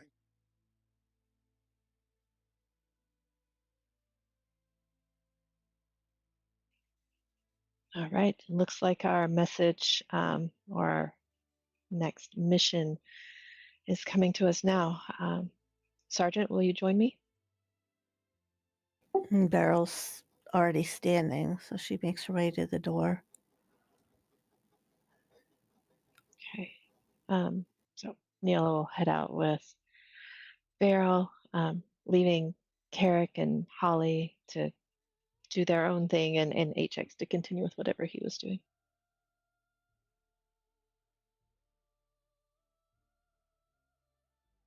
All right. So just Beryl and Yella are going to head out? And unless the Jedi speak up and want to come too. For the moment, Carrick won't head out. He will try and pull Hallie aside. Yep. Holly will follow. All right. And so I'll start with you, HX. Is there anything you want to do while people are kind of splitting up into two little groups? Nope, I'll stay in the comms, trying to improve things, making adjustments as need to be. Understood. And I guess we'll start with Niella and Beryl then. So as you guys head out and head south of the war room, you do see a individual climbing out of what it looks to be a Republic starfighter. He is wearing a flight suit, so it is primarily blue, but there's like white padding on top. There's like a rebreather that's attached to the chest, very much like you would see in the original series where they had the orange flight suits. He has a blue version, basically. And he takes off his helmet, and the first thing you notice is he's a Rhodian. And he puts the helmet, kind of in the cockpit before he climbs down the little ladder that's kind of like extends automatically from the side. And he looks over to you both and just approaches, and then he salutes and goes, "Captain." Welcome to Yavin 4. I understand you have something for us. Yes. My name is Sergeant Crix Val. I'm with the Republic Special Forces. I just need to let you know that this briefing is classified and you needed to commit it to memory, ma'am. Understood. Does my sergeant have the correct classification to hear it as well? Please state your name and rank, ma'am. He looks to you, Beryl. Sergeant Beryl Jamichi. Yes, she does. I was informed that the sergeant would be with you today. Excellent, Sergeant Kirksvall. Please proceed. Very well. I won't be here long. I'm just here to give the debriefing before I have to head back. But the assignment that I was given to tell you is, they would like you to go to the forest world of Asusto. It's located in the Tamnis Nebula. It's about a full sector jump from your current position. Hyperspace routing data has been attached to the mission packet. Follow precisely. The nebula is, from what we understand, very unforgiving and to errors. So if you make an error, it could be detrimental to the success of your operation, Captain. And he pulls from underneath his other arm, because he was kind of holding it underneath his armpit. He gives you a folder. It's paper. Obviously, this, in this era, it's weird to get paper documentation, but oddly enough, digital formats are actually less secure than paper formats in this case. So he hands you the folder. Thank you. So to confirm, Force World Asusto, Tamnis Nebula. Anything else we should know? Yes. Please stop me if you have any questions, and I'll be more than happy to stop and pause before I continue. But I will say that upon arrival of the system, you are to proceed planetside to the designated forest coordinates. They are also provided as a secondary attachment within that folder. That region has become a point of interest for the Republic Special Forces. Our scouts have detected unidentified ship movement within the Asusto system. At this time, we cannot confirm whether that activity is tied to Sith operations or if another force is at work. Until proven otherwise, assume uncertainty and heightened risk. Your primary objective is reconnaissance. Observe the area, identify any forces present, and determine their intent and capability. Gather intelligence without revealing your presence whenever possible. You are authorized to exercise independent judgment. If these visitors are not hostile and an opportunity for cooperation presents itself, however, unlikely from what the general has informed me, you may explore it cautiously. An unexpected ally can be as valuable as a defeated enemy, after all. And he pauses there, giving room for any questions. He looks like he has more to say, but he's opening the floor for you and the sergeant there, Niella.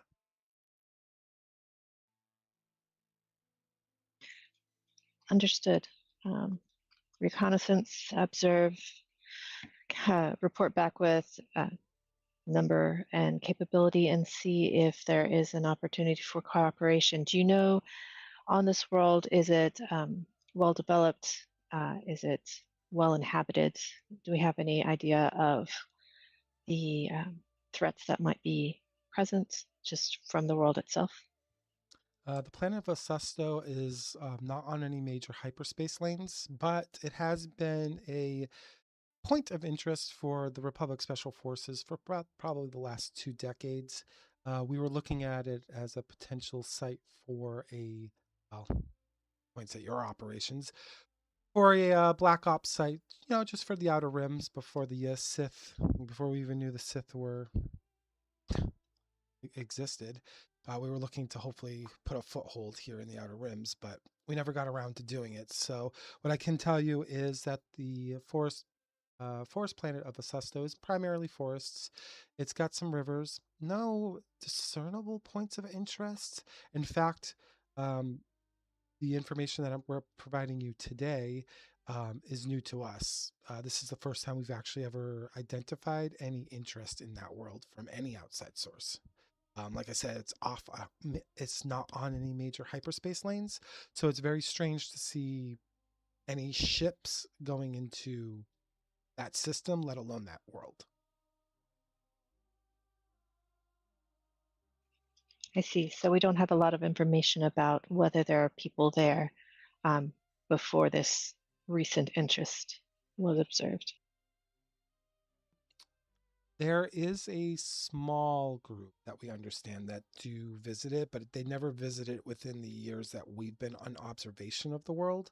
But it is worth mentioning that there is a small cultist group that tends to utilize the world for ritualistic purposes. But there was no indication that they were present. Like I said, in the last 2 years, we've never seen a single ship go there. So we're assuming that it's not them. They tend to visit that planet, I guess, every decade, maybe even longer. But again, that information I'm providing you is spotty at best. That's an assumption on our part. There's just been evidence that they've been there due to the ritual sites that we got from our initial planetary scans. Understood. And the concern here is we might have the Sith taking interest in this planet. And if not the Sith, then some unknown entity that we need to be knowledgeable of. Do I have that correct? You do, ma'am. If you do find out and determine that there is a hostile force and they do pose a credible threat, your mission parameters will escalate. Reconnaissance will become more of an infiltration objective. You are to clear, sabotage, or cripple their efforts, whoever it may be. But that is supposed to be done with stealth and precision. We're trying to avoid open conflict as a last resort. As you could probably tell, we don't want to make a big noise out here in the Outer Rim quite yet, especially since this base of operations is literally just getting its legs to walk. Understood. So primary objective recon, secondary objective if we find hostile forces to try to disable them as we can. I think I understand. Do we have a time frame for this mission? Yes, the general said the moment I arrive, since obviously there's a little bit of a time delay between the Republic and this base, you are to depart as soon as you can, as soon as possible.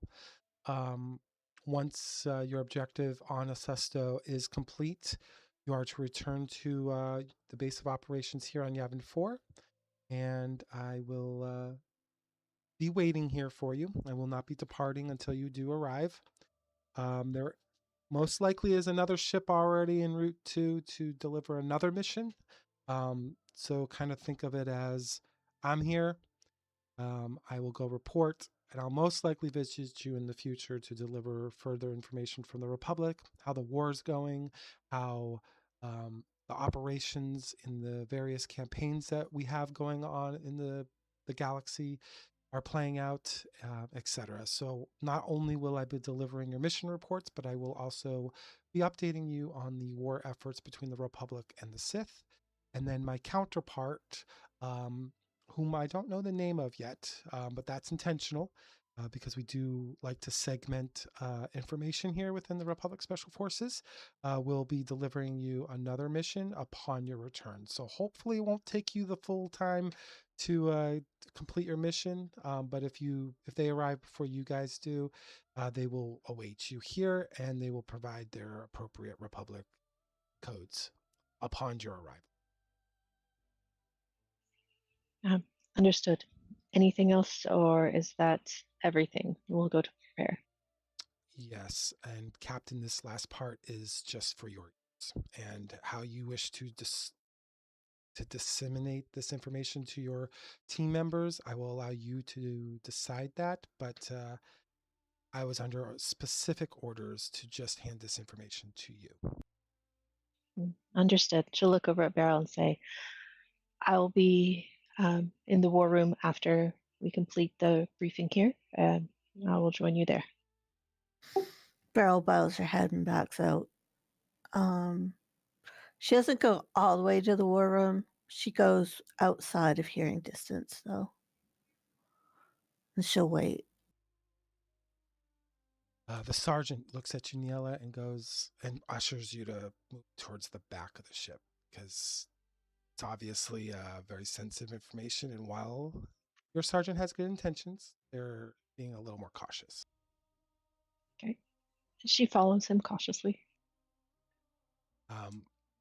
Captain, I don't know how to tell you this, but Coruscant was attacked. What was the outcome? Were there any casualties? I know you have Jedi amongst you. Their temple has fallen. Can you elaborate on that? When the attack initiated, we thought they were going to go for the Senate building. Instead, they focused their entire force on the Temple of the Jedi, and currently the Sith occupy the space above Coruscant. Thankfully, the Republic Special Forces, we operate not specifically on Coruscant, so that's how I'm able to be here with you today. But Coruscant currently is under the control of the Sith. That is indeed significant news. For my knowledge, is there a plan to take it back or rescue anyone there? I think these are things that might be asked if I were to share this information. As far as I know, and as far as we know, the Sith are demanding a talk to commence. They will be meeting on the planet of Alderaan in coming weeks to negotiate terms of, well, it sounds like surrender, but I think what we're calling it is armistice. So this is for the entire war that these talks are concerning. He nods. Color in his face has left him a little bit. He's like, but that doesn't change your mission here. While on the surface, the Republic is buckled and our knees are weakened, our resolve within the Republic Special Forces is still strong. And we plan to still go full force and full ahead with the objectives here in the end. We don't think this is an end, but we do think this is going to be making things more difficult, not just for the Republic, but for your team. And we felt it was important to relay as soon as we could. Thank you for informing me. I appreciate that. At least I'm kept in the loop about this. I'll need a moment to process. Do I understand you said you'll be staying here the entire time, or did you have to leave temporarily? I was asked to stay here until Jedi Master Ormoro Vamori, he's trying to recall the name, comes back from his mission, but I suspect that may be delayed. So I will be here by myself, and if you happen to get here before he does, hopefully my counterpart will be here too, and I can introduce you. Understood. Since you'll be staying here, would you like to see the area we've set up? I do have the blueprints. I could take a look myself if that's okay with you, ma'am. Um, I know the information I just provided you is already enough of a weight to carry. I was under also specific orders in the event that the Jedi decide to take action to please express to them to hold steadfast this line that you're managing. Understood. Well, the kitchen is well stocked, and you're welcome to whatever you find. Be aware that there's significant wildlife out here. So we have not run into any issues, but just keep an eye out as you're waiting for us. I'm sure I will have many sleepless nights. It's very quiet here compared to Sant. Indeed. Well, thank you for the reports, Sergeant. I appreciate your candor and your briefness, and I will go discuss with my team now. He salutes you and he waits for you to kind of dismiss him so he can kind of get his affairs into order. Niela dismisses him. She's still very uncomfortable with this side of the military. He goes to ease, and then you see him climb back up into his fighter as he's kind of like just turning off a few systems because he was in a hot rush, so he's lowering down the engine. It's going through the whole process of making sure it's secure. You are free to now move where you would like, Niela.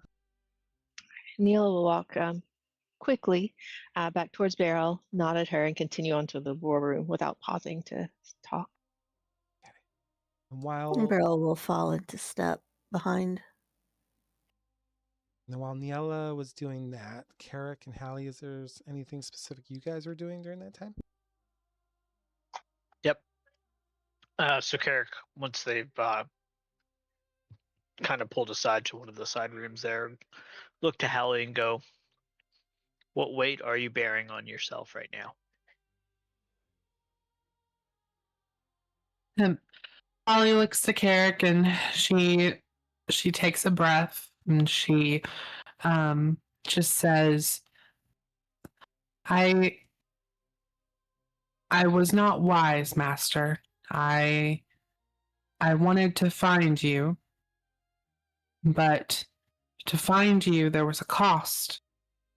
And she closes her eyes for a moment and then reopens them. She says, I had to touch the dark side to find you. And I do not feel at peace.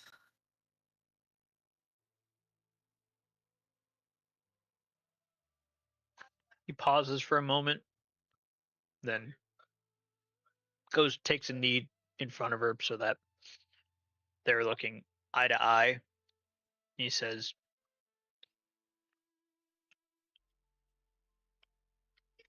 "You did what you feel was wrong, but for this source of good. I too have previously touched the dark. What's most important is that we always find the light afterwards." And Holly nods. She nods at that. She just kind of stands there. She doesn't really say anything back.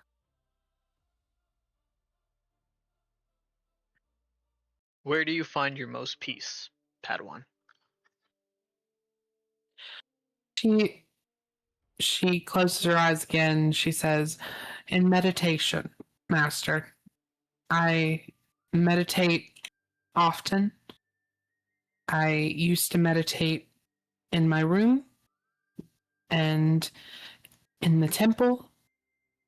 I find peace in the quiet, in the calm.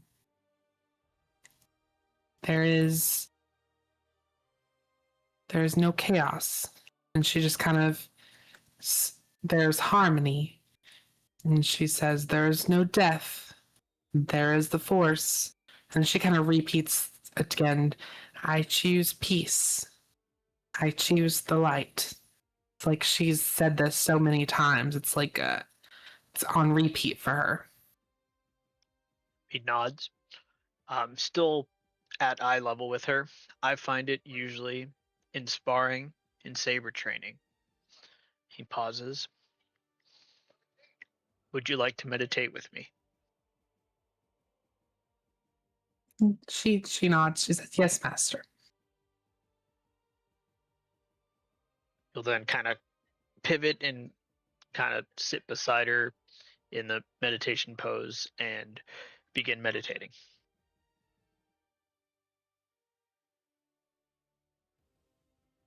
All right, I'll have you both just let's see what the results of your force dice are, just to see what kind of meditation it is.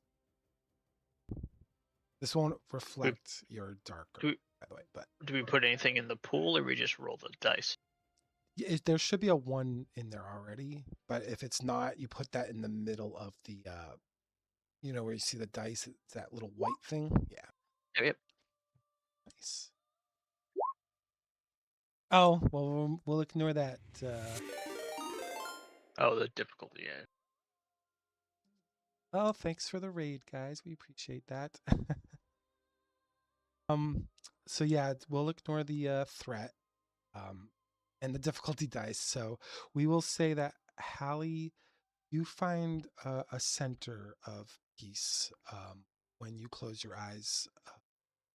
Go ahead and describe what it is that's centering you in this moment, away from that fear that you touched by earlier. Yeah, so Holly, she meditates quite often, and when she closes her eyes, she kind of envisions just kind of, I guess, like an ocean. It's almost like an ocean in her eyes, and the waves are slow and back and forth, and she just becomes one with that kind of back and forth. And as she does that, as she meditates, she always does this when she meditates, she recites the Jedi code, and she recites that kind of repetitively, as if she's making sure it's not something she forgets. So she's going through all of that. She's going, there is no passion, there's serenity, there is no chaos, there's harmony. It's like a mantra she tells herself. And so she's doing that, and just kind of like the wave back and forth, kind of like that's what's in her head, like the clearing of the water against the sand and then sinking back, and it's just very calming, and that's where she is. Okay. And Carrick, perhaps because of the vision, illusion, whatever you want to call it, that you saw walking amongst the foliage of the jungle's depths, perhaps that's created some imbalance for you in this meditation. Go ahead and kind of describe maybe the difficulty that you're having in this moment, trying to find clarity. Like I said, this isn't going to impact your morality, but it's more just for RP's sake. While Hallie described the kind of tide rolling in on the sand and everything like that, for him right now, it's more of the ocean crashing against rocks of a shoreline. So almost battering away there. There is a fluidity to it, but it's harsh and almost chaotic. So it's there's a sense of nature in the distance, but just the chaos that's in front of it right now. Awesome. And I will say, while you guys are doing this meditation, we'll say probably somewhere in between, HX would notice Niella and Beryl walking back into the war room. He'd notice them first because obviously he's not meditating. So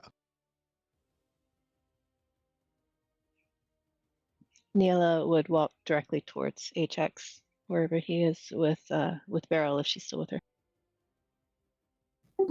Yeah, she's probably stops at the table, but she's still in the same room, and then hearing distance and all that.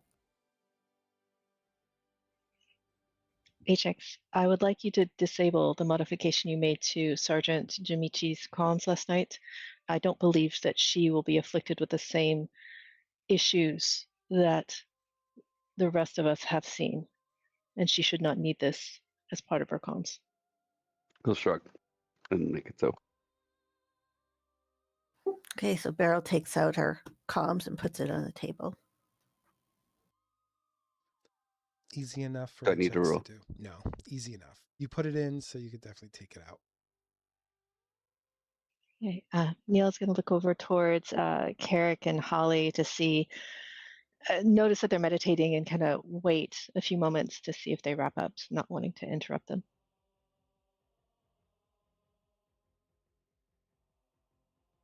Eric, Allie?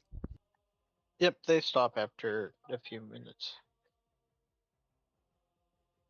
Out of character, can I enable like an eye tag or a GPS location for people, so that if they do go wandering off into the desert or the jungle in this situation? You could do it two ways. You could set up the system to ping maybe like radio communications. So when you're talking to them, it maybe pings like where the signal's coming from, or you can like hard build them into each of the individual comms. One is more stable if you built them individually in.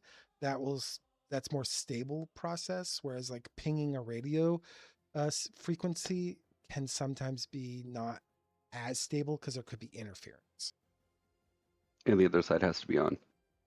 Right. Yeah, I'll do the hardwire.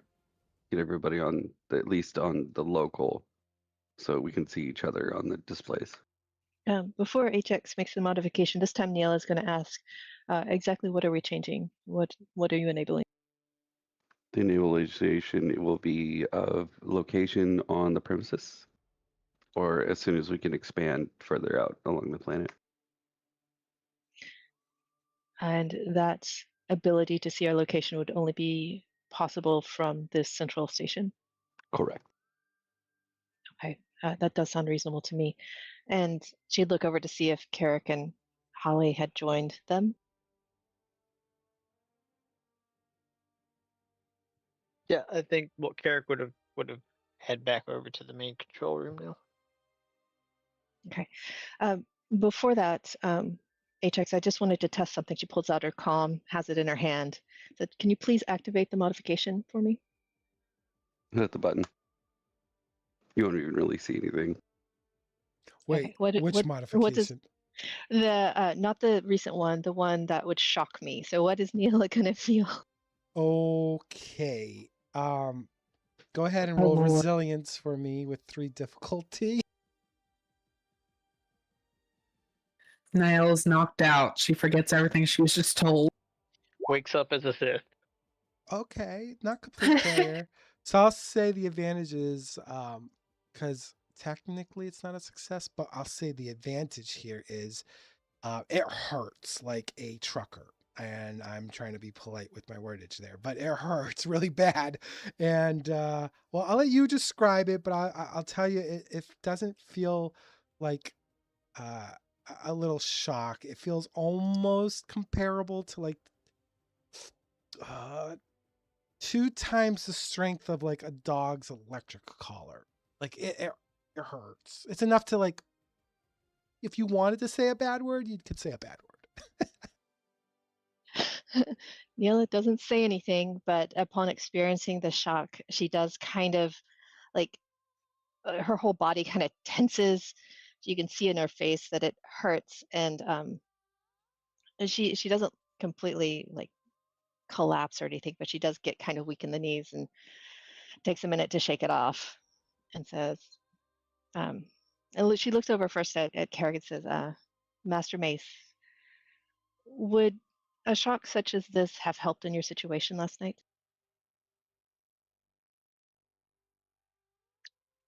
I would not know. She'll look back at HX and say, I understand your intention, and I do appreciate it, but I'm concerned that this modification could be more detrimental than it is helpful. So I would like you to go ahead and remove it from my comms as well before we leave. And we do have a mission, so we'll need to stay here for a briefing. We'll be heading out soon after. Beryl will speak up. Ma'am, if I may, Go ahead, Sergeant. I think from now on, before any modifications are made, that they should be discussed first. I agree completely. We do have a potential modification to discuss. HX has proposed enabling our comms to be locators for us while we are on the planet. This would be from this central room. Does anyone have any concerns with this?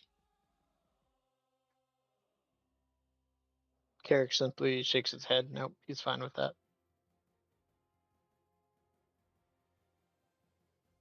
Holly's gonna kind of speak up a little bit, and she's going to kind of quirk and brow at that. She's gonna be like, I'm slightly concerned if the integrity of the function and if it could be manipulated to follow us further, or to be intercepted by a party that seeks to uncover our whereabouts. This facility currently does not have any barriers or real protective measures in place, and it would, she just kind of pauses, it would fall fairly simply to an incursion.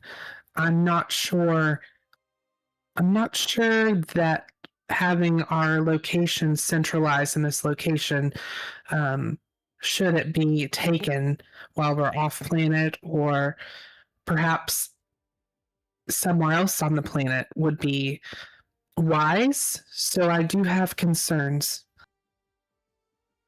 HX during that would have flopped his head left and then right. I appreciate your assessment, Padawan, and she'd look to Beryl to see what she thought. I'm in agreement with the Padawan.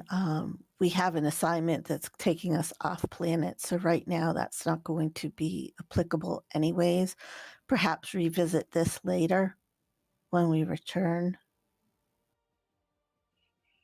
I think that's very reasonable. We'll hold off on modifying the comms. Potentially, in HX, if you could consider whether this would be an option, maybe having something separate from our comms that we could optionally take with us only while on patrol, a token of some sort for location, so that we have control over whether or not it is on us and we wouldn't take it off planet. With the stuff I get in the next delivery, we should be able to do that just fine. Understood. All right. If everyone's ready, let's all just kind of have a seat. We've got something to discuss. Beryl doesn't really sit. She's going to stand. She's been either sitting or laying down so much that she's really unused to it. That's fine. Neela doesn't say anything about that. She just wants everyone kind of in a space facing each other, as opposed to like looking forward and at a person lecturing. Yep. Holly would mirror what Carrick's doing. They'll take a seat. All right. Okay. We have our first mission. We are going to be headed to a force world called Acesto in the Tamnis Nebula. It is a full sector from here, and we do have routing information, but it isn't a planet that is well known. What we do know, and the reason we're being sent, is there's been some unidentified ship movement that isn't expected around that planet, and we need to find out who that is. It could be the Sith, it could be somebody else. We don't know, but we need to find out. So our primary objective once we get planetside is reconnaissance, observing, counting any capabilities that might be in place there, personnel or otherwise, and determining what sort of presence they may be. There is possibly a small cultist group that visits there, but it's been deemed that's unlikely to be the case for these ships. If we do encounter hostile forces there, we will be switching to an infiltration objective. We need to sabotage, cripple their efforts however we can, but try to stay out of sight. We don't want open conflict here. As soon as we're done, we'll be returning immediately, and we will need to leave as soon as we're done with the briefing. As far as the planet goes, all we know is it's a forest planet with some rivers, no real discernible points of interest, and really kind of out of the way, not a place that's often visited. Any questions? Nope.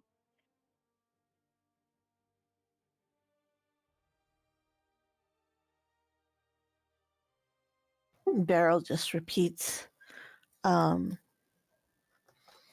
what Nayela had said, but we need to remember that we have to avoid open conflict at all if at all possible. So stealth, coercion,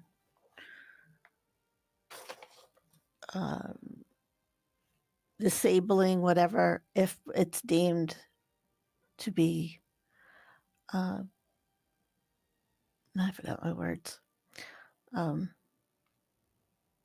If it's Hostile? deemed to be hostile, yes, thank you, then we need to stay under the wire.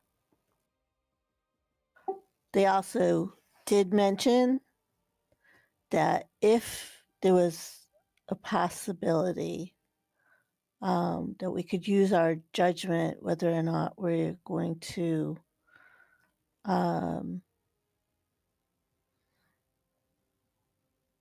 talk or negotiate with whomever it is if they're not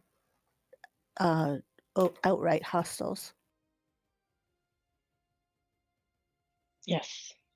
If there is an opening for that cooperation, then we can consider it, but we'll want to be very sure before we do. Anything else?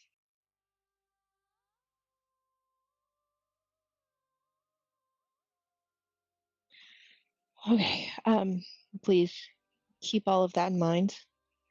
The details are important, and the mission is important. What I'm going to share next is something that you'll need to remember we don't have control over at this point, and everything we do here is to assist in the overall effort. And what we do here can affect what's happening elsewhere. Please let me know that you understand that and hold on to it. Roger that,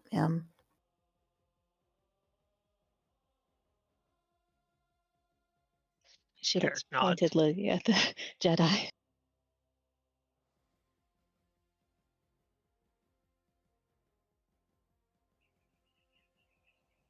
Padawan? Holly nods. Understood, Captain. Thank you. This is something that is extremely classified, but I am allowed to share it with you. There was an attack on Coruscant. The Sith are currently in control.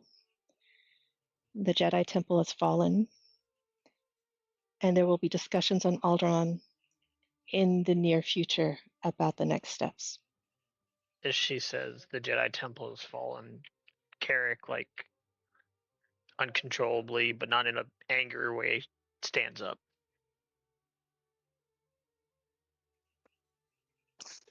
Holly is, she hears this and her fingers just tighten against her ropes. And her eyes flick to, from Nayela to Carrick. And she just says, "Say it again." The Sith have attacked Coruscant. They specifically attacked the Jedi Temple there. She just says the temple has fallen. And she looks back from Carrick back to Nyella, and she just kind of has like a blank stare for a moment. Niala watches Carrick, watches Hallie, pauses for a few moments to see if they have any other reaction. Eric slightly shakes his head in disbelief for a few seconds before closing his eyes, reopening them, making eye contact to Niella and just nodding very curtly. She nods back. And there is no emotion, there is peace. And she just kind of recites that to herself.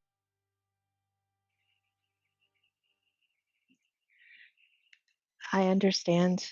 This is very difficult to hear. I can only imagine how it is affecting you. But please remember, there is much more to the Jedi than the temple on Coruscant, including the two of you, including Master Vamori, and all the others. And what we're doing here today and what we do in the coming weeks is to help that situation, to help the Jedi, to help the Republic, and to help us all overcome the Sith, because they are what is evil here. They are what is wrong. And we can only do what we can do, but what we do matters.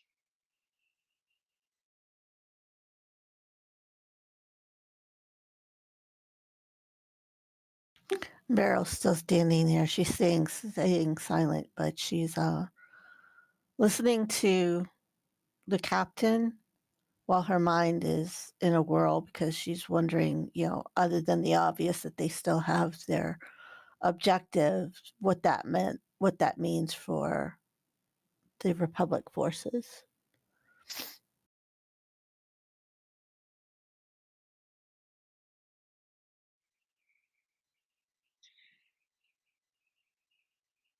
I guess she'll openly ask Nayela, uh, that it's like other than our objective, what does that mean for us? It means that things might be a little more difficult for us here without that connection and that support. But for now, it means that what we're doing is that much more important and urgent. And we have to, as difficult as it may be, focus on that today and for the coming days. I can promise you, as I learn more information, if I'm allowed to share it with you, I will, because I think it's important that we all know what we're doing and why. I know that this is very difficult news, but I felt that you deserve to know what's going on out there.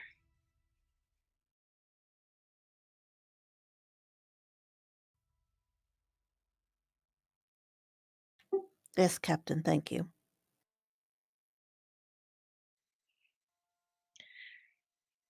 My understanding is there is a plan for talks on Alderaan in the coming weeks, as I mentioned. And so I am hopeful that further developments won't be occurring until then. Of course, we could not know for sure. But now, and if you need time, please let me know. But now we need to start preparing to leave. And as soon as we're all ready, we will be heading out. I will say this, when you mentioned the temple falling, you, Niella, Carrick, and HX, out of all of you, recall seeing the plans that focused the temple as a target back on Alderaan in that cave.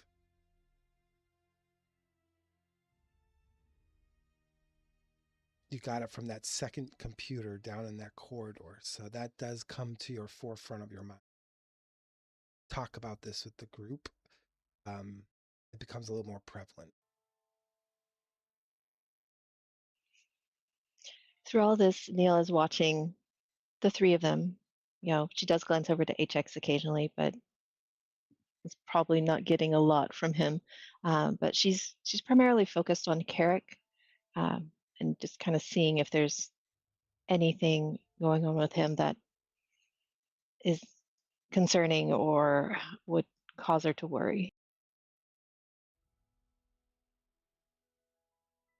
While he's obviously stunned by the information which caused his reaction, he has at least outwardly centered himself towards you. He knows that they have a job to do, an assignment, and until he has more information, that's kind of where he stands on that.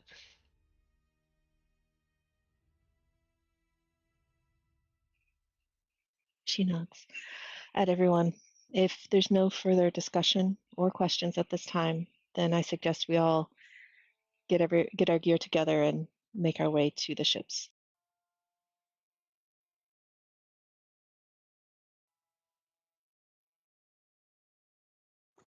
Except HX would stand up. Essentially, he's going to put the new guy into the system, so he has limited access. All the rooms. Is there like a bunk room that he can be in? No, he'll end up having to use one of the rooms or the living quarters themselves and sleep on a couch or something. I'll ask Gets the the group pull-up couch. where the flyboy needs to go.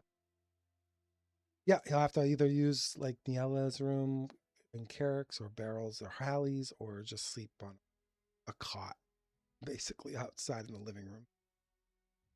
Beryl can just holler back. He can use my bunk as she's heading out the door to get her go bag.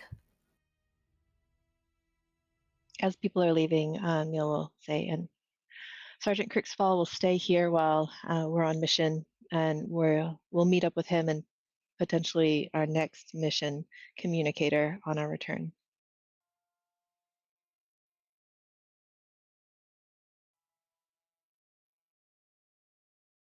Carrick gets up to gather his things and prepare. As he does, he quickly glances at Hallie and, almost as if saying it to both of them, he says, "We have a mission at hand. We can focus more on Coruscant as more information becomes available." She stands and she says, "Yes, Master. Even if the temple falls, we have not." And she would go to collect her thing. He manages a very wry smile at that and continues to get ready. Yeah, as you guys leave the war room, you do see Sergeant Cricksvall standing outside of the living quarters, kind of just taking in everything. He's still in his, his pilot suit from head to toe. Well, not from head to toe, probably from neck down, because he doesn't have the helmet on, and he's just kind of taking stock of everything.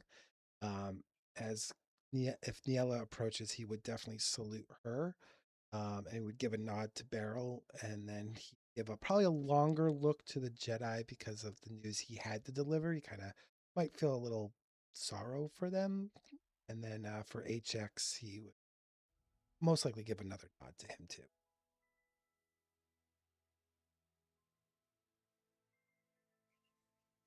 Neil would acknowledge Sergeant Cricksfall and tell him to be at ease while we're here, and that they would be leaving shortly.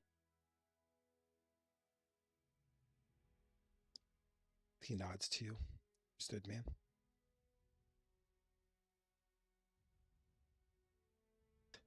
So, as you guys gather your belongings and get ready for the adventure ahead, Is there anything final you want to do while you're here out in the outpost of Yavin 4?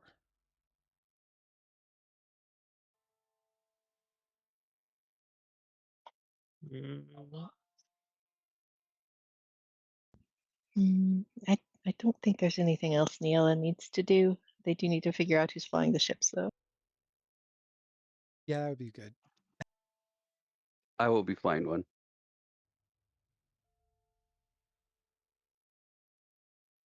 Probably need to make a correction. I think there's 2 fighters so you need 2 pilots, right? Yeah, there's We do, yeah. We need 2 pilots. I don't think any of us have any skill in piloting, so I'm not sure how that's Sure gonna as No. go. hell not Carrick.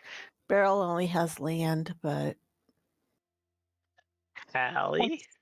What skill is piloting under? Agility. Oh shit. Oh shit. So If it's not under like intelligence, then no. so Neela has a 2 in agility.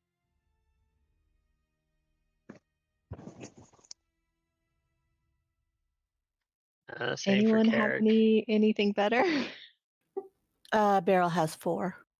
in agility? Right. Mhm. Okay. I'm gonna nominate Beryl to pilot one of the ships. Yep.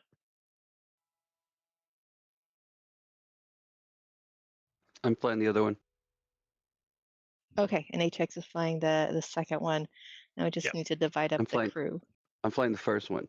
Okay, sorry. HX is in the first one. Beryl be flying the second one. Oh my goodness. How many people can fit in these fighters? 3. You have 2 passengers, and then so think of it as like a little bit more wider fighter. One person will be in the back, probably controlling like a back gun, and then the other seat is more like just a passenger seat. But it was Well, probably more designed for a droid, just so you know. It's like a very uncomfortable seat. well, the way this is going to work, I can already tell you the setup because Beryl is not going to let Nyella go in a different ship than Beryl because so Nyella and Beryl are on the same ship, and there's only 3 spots. So I doubt Carrick's going to let his Padawan go on a different ship. So Carrick and Holly are probably going to be on HX's ship. So who's No, sitting in the Carrick uncomfortable seat? Carrick rides with the medic Why? Carrick because he cannot can't ride with hold his medic. biscuits. No, he's fixed. He's good. Yeah, I got He's- I got the bracelets. I got the bracelets. We're okay. We're okay. Yeah. No, Beryl's not gonna logically, that's the care setup. unless her commanding officer says otherwise. Wherever her commanding officer wants to go, she goes. Beryl doesn't have to be right there. Yeah. Yep. Jedi and Padawan are not separating though. Yeah.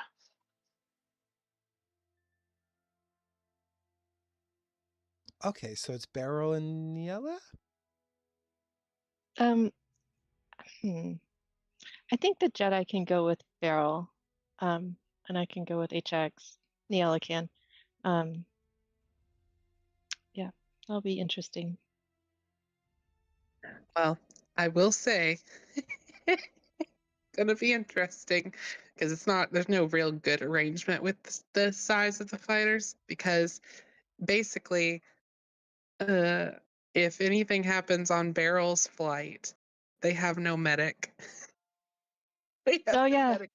that's a good point. And I can't do anything to help HX if he gets injured. So at least if like Beryl got incapacitated, I guess Nyella could do something. And she's a gunner. Nyella's a gunner. Oh yeah, that was pure Yes. luck. Pure luck. She has her gunner. I mean, she's got her gunner history. So, oh my god, Oh boy. All right. it's gonna be a Okay. mess. I think that's a good point about medicine skills. All right, I will join Beryl on ship number 2, and I guess that leaves the Jedi to join HX.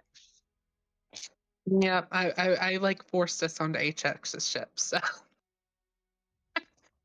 I feel like Hallie and HX would get along great. I actually think they're not gonna get along great, but that's just me. I'm gonna sit in the back and watch this disaster wait to happen. Just because Holly is going to very much look at HX like he is a computer and not that he's like a sentient. Yeah, that'll be interesting. I'm so proud. Like father, like Padawan. Ah, and who's in the gunner's seat? I guess for HX's ship. What would that be based off of? Let's see. So if you go to your combat, she should see a. I think I'm the only one that has gunnery, and I have to pilot. Yeah, it is gunnery, and that's under agility. It's actually under So your we're skills. both 2 on that. Me and Carrick have the same. Carrick will go in the gunner spot. That makes more sense. So Hallie, you're in Yeah. this like weird middle seat between HX and Carrick, and it's Sit- very small. So it actually probably Perfect fit for a 12-year-old. 12-year-old. So I was gonna say this earlier. She's not a 12-year-old. She's like 15. I know. And when you kneeled down earlier, like she was a little girl, she's really tall. So I was like, Yeah, but Carrick is also very tall. I still looked at that. I was like, he probably looks like he's proposing to her. like, oh God, this is a weird image. They're That's funny. probably size-wise not that different in height.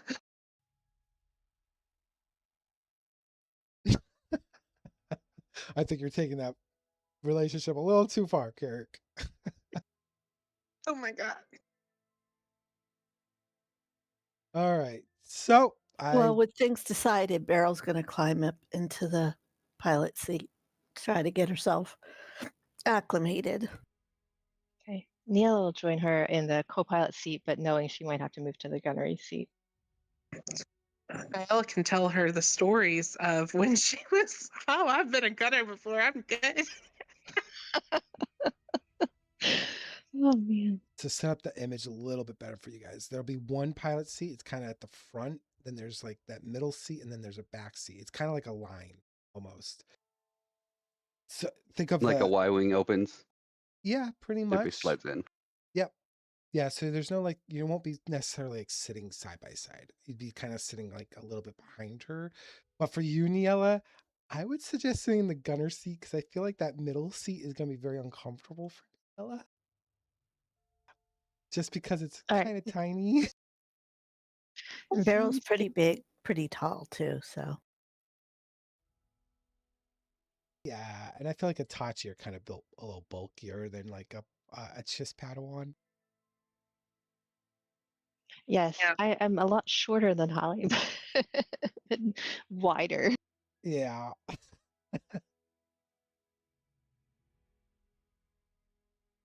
And then I'm assuming you guys get into the other ship all comfortable like.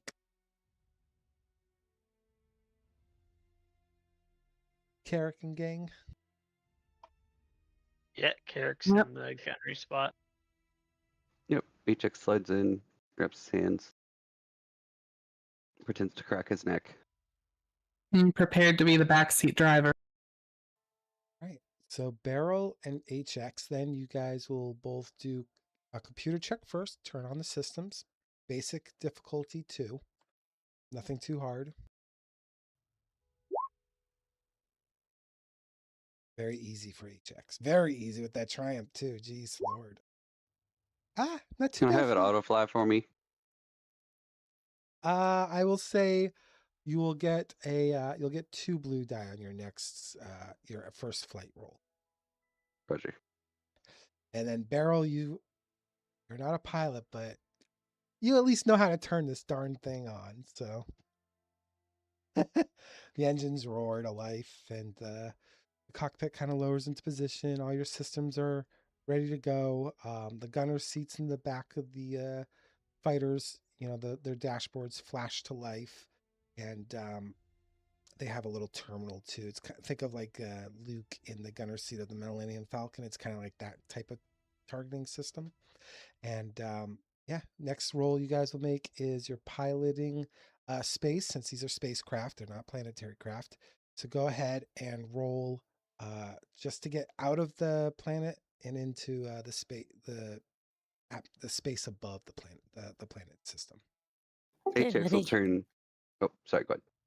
I'm going to use my my advantage. HX will turn his head towards Carrick and point at the MSS bags. Carrick, in there if need be. I'm okay. You say that now.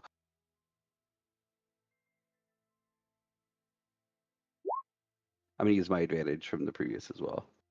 Okay.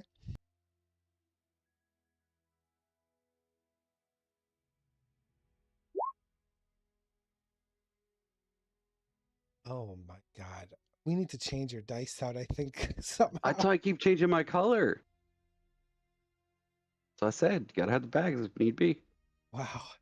All right. Well, we'll make this interesting then. So, Beryl and Niela, your craft just lifts right off the ground and you start heading to the upper atmosphere, and then you eventually find yourself suspended in space. HX, I will actually give you this because you had a triumph. I will say, because you had also two advantages here, um, you do find your way into through the atmosphere and into space. But we'll say with the failure, maybe it took you just a little bit longer. So we'll say you're like maybe a minute behind Barrel's craft. So you do find yourself in the space above the planet. And then just the next thing you have to do, which Niela has the information in the envelope, is to submit the hyperspace information so you can do the astrogation portion of your next step. Yeah, Neela would have shared that with HX before they left. Yeah, and I'll program it into our two systems. So go ahead and you'll both have to roll astrogations on this because you still have to set up the trajectory into your system so your ships can auto align. So, question about this ship and assistance. Is this something I could help with, being the secondary person for astrogation? It's a little tighter in a fighter because fighters typically have a very specific layout. They're not built for like, you have specific roles in a fighter. Like you're a gunner. You're technically not a co-pilot. So if you can tell me a way you're assisting her, then I can give her the blue. So from the gunnery seat, like, do I have access to the system, the ship system, like the computers there? No, so the gunner on a starfighter is very isolated. It is literally it's a very high tech system because it's supposed to calculate trajectory. It's supposed to allow for assisted targeting. Um, think of Luke Skywalker with that little like thing that lowers over his eye to give him like a projection on when he needs to fire his little like protons or torpedo things. Think of it that way. It's like the device that you have is very much attuned to literally just one task, and that is for defense. Okay, yeah, I see that. Yeah, I definitely want to be able to help her, as I was assuming I could help co-pilot, but it sounds like from the gunner position, that's not an option. You could, I guess, if you want to figure out a way to implement leadership to Beryl, maybe give her, you could probably give her like a speech of more, moral heightenedness or something along those lines to increase her like efficiency. Maybe give her words of encouragement. Then I would let you assist her. Hit her with the old attaboy. You got this. All right, so I'll talk directly to Beryl and say, Sergeant, I have the greatest faith in you. You can get us there, I'm sure of it. Then just roll a leadership roll for me, base difficulty, and we'll see if it applies. Awesome. So you get an advantage there, Beryl. Nice little blue die. Hey, thank you. And she'll repeat the coordinates to Nyella to make sure she's got them right. Niala checks against her the information she has and confirms. Okay.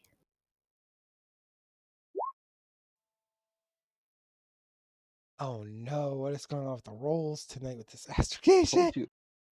Told you. Well, I've only got 2 diamonds, so. All right, go for it, HX. All right, I'm going to take my advantage from failing last time to astrogate greater. Okay. Yay! A success. A simple success. Yes. Which that boggles So my many mind. blanks. I know that boggles my mind. But you succeed. So, I will ask you this, HX. Would you just hyperspace ahead of them, or would you wait for them to hyperspace? No, I would wait for confirmation that they're locked. Okay, so you have set your course. Your ship auto adjusts. It is pointing in the right direction that it needs to go. There is no exact hyperspace lane, but thankfully the Republic Special Forces provided these coordinates, which otherwise this would have been. So that's awesome. Great job.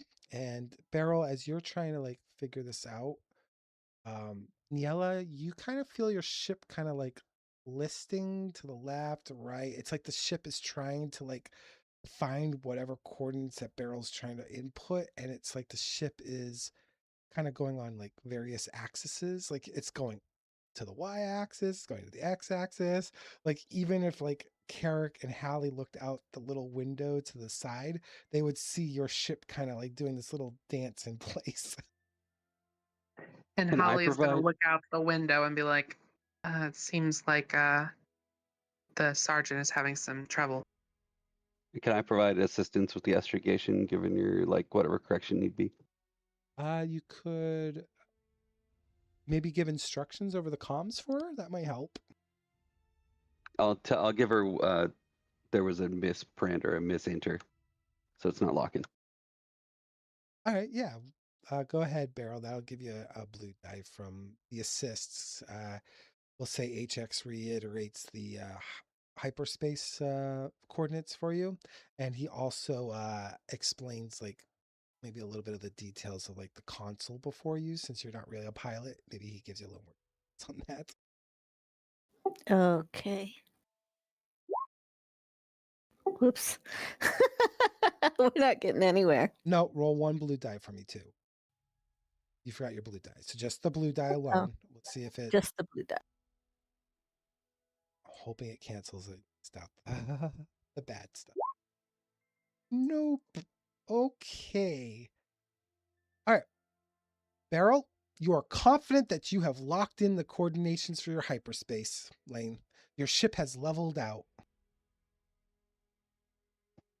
No. You feel ready and confident. Okay, so I try it again. No, you feel confident with your hyperspace astrogations coordinates. Uh-oh. Yep. All right. Coordinates are locked for both ships. Niala will just speak up. Just remember, we have to follow the route precisely. This nebula can be a little unforgiving. Beryl, you feel confident. She does? You I do. don't feel confident. I know. She feels good. Does the ship She through the feels window look confident? I mean, she's Yeah. not a she's- pilot, so for her, yeah, I typed this in right. shoot. Okay, I feel confident. I know that stakes the role, but it happens sometimes. I know. Okay, what's next? You just both have to decide if you're going to hit your hyperspace. Well, it's piloting, right? Nope, you just tell me you're hitting it at this point now. Oh, okay. Hit it. Hit it. Okay, so you both enter your hyperspace lanes independently. The elongated lights kind of flash, in front of you and along the sides of the ships. Hyperspace is very interesting because it's very almost an independency thing. Like when you're in a hyperspace lane, even if someone is traveling the same hyperspace lane, you don't get visuals on them because obviously if that happened, how hyperspace lanes work, it would end up probably crashing into a lot of people because major hyperspace lanes have so much travel along them. Like it just doesn't work that way. It's like you're almost traveling in a. It's just beyond my understanding, but you are traveling so fast that like it's charted in a way that you're just bypassing things. So HX, I'll start with you guys first. You guys break out of hyperspace and you are now hovering above a forested world. There, upon the surface of the world, you see etched across its surface like almost a vine-like network of rivers that cut through this thick forest, and you do not see the other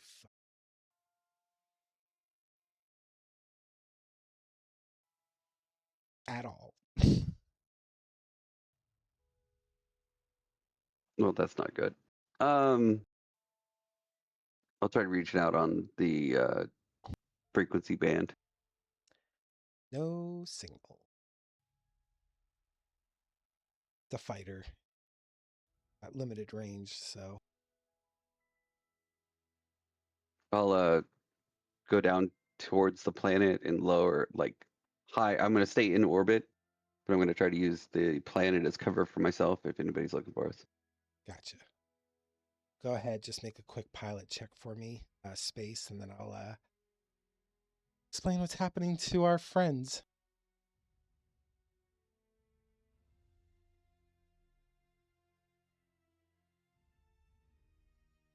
This is scary.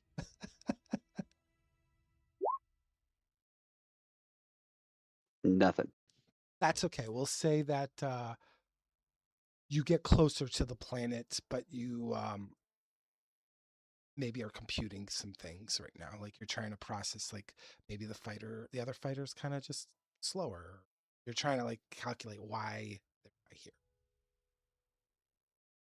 Okay, and then not expect this roll. I'm so used to Ula, like doing the piloting. Yeah, well, if she was piloting now, there'd be a big problem.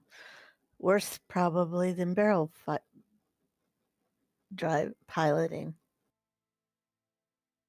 Okay, well, this is going to be interesting because Beryl and Yellow, and you guys break out of the hyperspace lane. You are in a very interesting sector of space. Your coordinates, Beryl, look right, but the planet does not.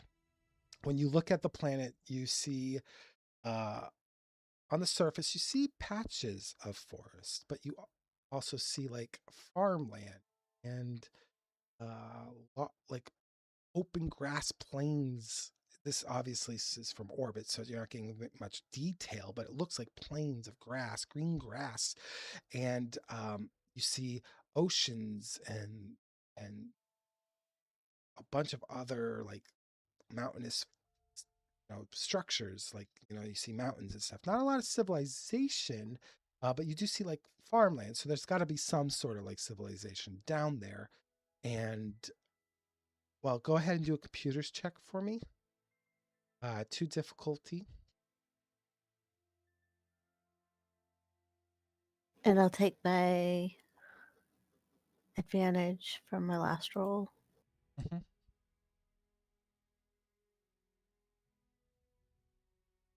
You said computers, correct? Yes. Yeah. Okay, when you read it, um, you realize you made an error. You finally do. And it tells you that you are in, I did not even plan this, so it's it's wild that this system is very close to the system that you were supposed to jump to, but you realize that you are in the Kushaba system. My Kushabans. Yeah, you're in the Kushaba system. Um, you're not too far from where you were supposed to go. You're in a system just you're a little bit you're a system over basically from where you were supposed to be. Oh, Nayela could hear is probably uh-oh. Captain, we're not quite where we belong. Strap in, I gotta try this again. And she starts reading out the coordinates. There's a different number in there. Or yeah. Is Neela able to move to the middle seat from here, or she's just stuck there once they take off? Yeah, as long as you didn't lower into the gun, you actually are facing forward. So it's just when you lower into the gun, your chair will actually turn as it lowers into the gunnery position. Yeah, and I haven't done that because I haven't seen any need to yet. So I will move carefully to the middle seat, to the co-pilot seat. Okay, you're literally right behind Beryl. Right? Do you want me to review those numbers for you? Yes, please, because something's off.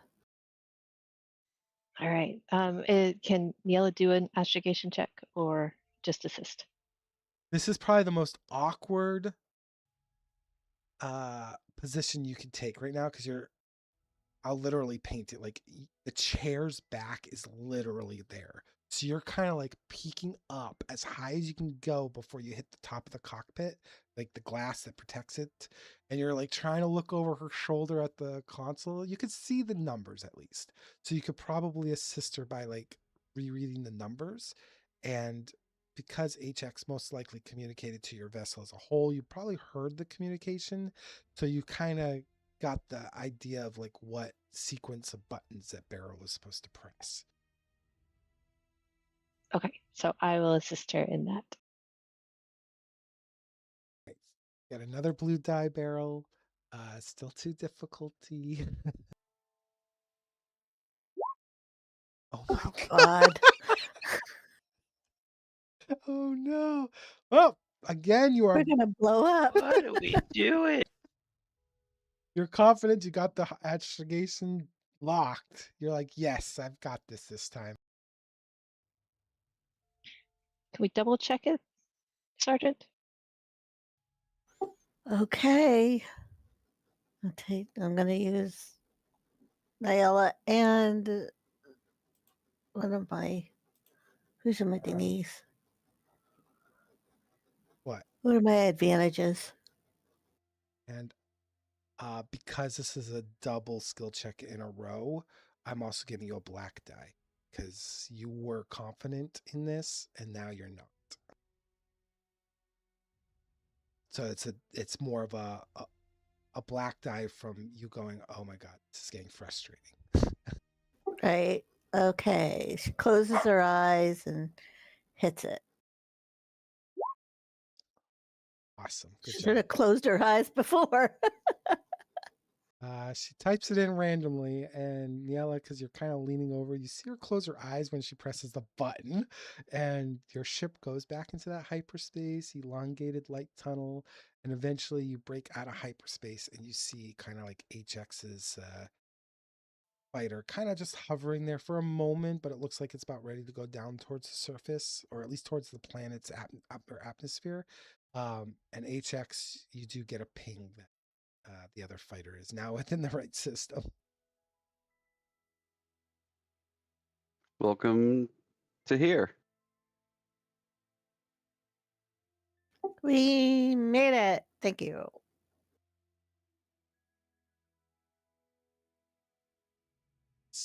So yes, what you guys see from orbit, you do see a Cestos. It does kind of feel unreal for a lot of you because a lot of you are used to like larger civilizations. I mean, poor Hallie, she's been on Coruscant for quite some time. So for her, this is probably even more awe-inspiring at the moment because she hasn't seen this kind of environment. but it is a planet that is wrapped in a vast sweep of green. Like think of an emerald sea, but it's a literal emerald sea of green trees. It's like a living tapestry that stretches from horizon to horizon. It's so massive that it literally dominates your view. This giant forest structure.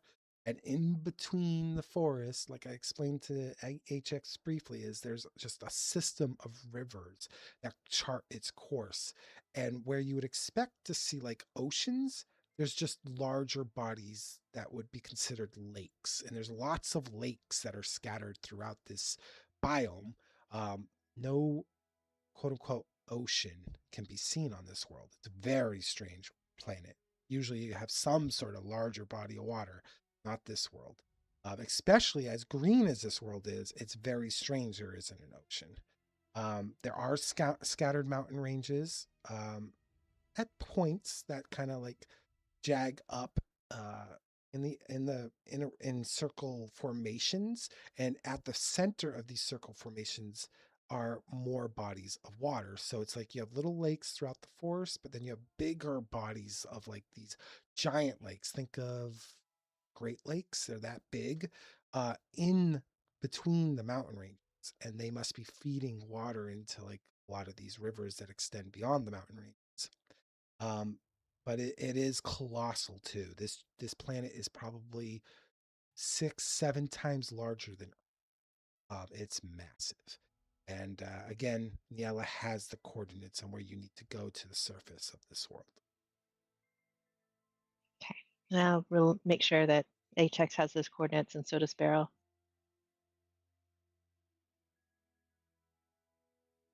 As soon as I receive them, down we go. All right. I got faith in you guys. This is going to be a piloting space as you go down towards the surface of the planet. Okay. Close your eyes, Bear. No, don't close your eyes, flying. Yeah, no blue. I was making sure of that. Piloting space.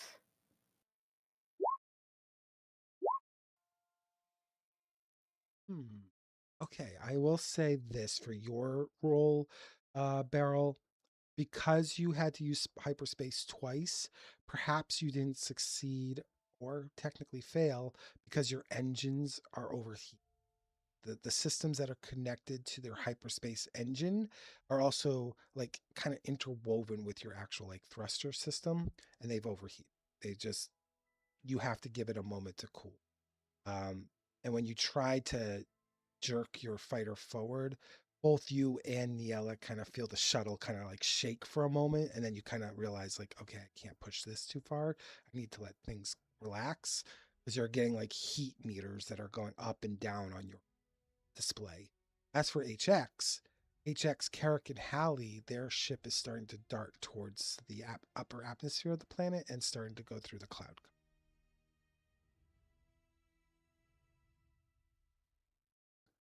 Go ahead, Beryl. Give me another roll, but you'll add one black die now because of forced nature of the ship that you had just tried to impose upon it. Nice. Every time I give you a black dice, you succeed. I know. So you are a little behind HX's ship, probably about 30, 40 seconds behind. But you guys do start to descend, and as both ships descend and pierce through the atmosphere, you guys do. You see this endless green forest just grow closer and more detailed and more alive. Uh, the forest of Asustos isn't just merely like vast, it's also towering. These trees are massive. Some of them are just as large as some of the structures on Coruscant, which is remarkable. Um, they're kind of interwoven canopies that, you can see how thick they are. And you kind of, if you're of that mind, you might be thinking like, how does light reach the surface? Um, as you descend further, the scale obviously becomes more apparent. These are ancient giant trees.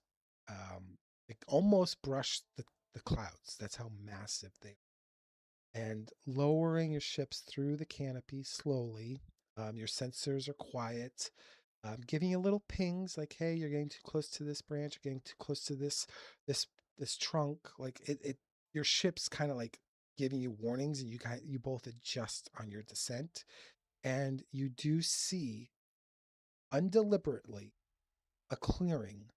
Um, it's big enough that you could most likely land both your ships in, and then just beyond that clearing, you see another patch of forest, and beyond that patch of forest, you do see the silhouette of what looks to be a village. Your coordinates look like they want you to land in that.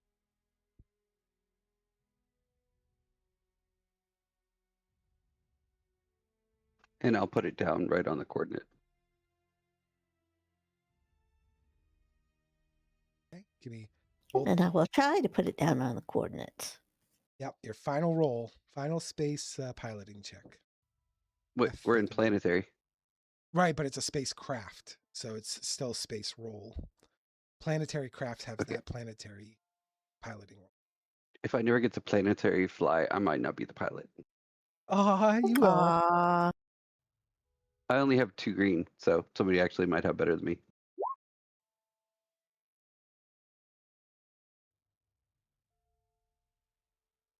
I landed! Yay!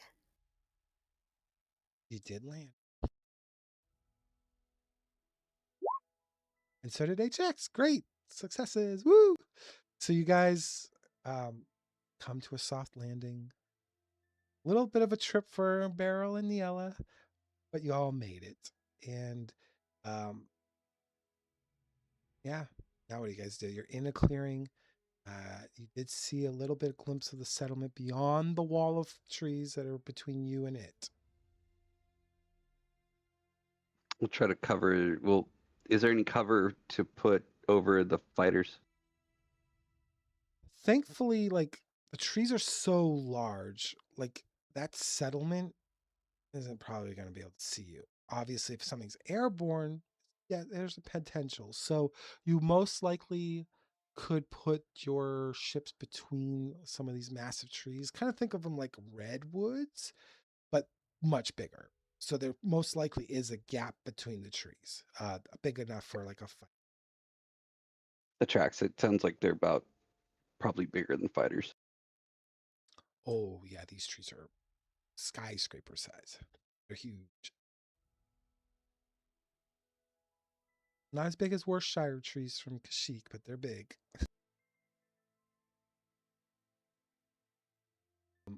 So if you want to do that, this is just for my sake. It's not really a fail or a succeed thing. I just roll a stealth check just so I can kind of gauge on like how obscure it is from the sky. And I'll give you 2 blue die to do so, just because it's not really like you are trying to hide them, but it's like you're doing it. You have time to hide it. So I'm going to give you the advantages. Perfect. 1 and done. Oh, you guys matched. That's wild. So yeah, you guys both, you decide, okay, I'm going to reposition these ships. So you kind of pick up off the ground for a moment. You kind of hover a bit, and then you land between separate pairs of trees. So you're not on top of each other, and you guys have finally come to a settled this planet.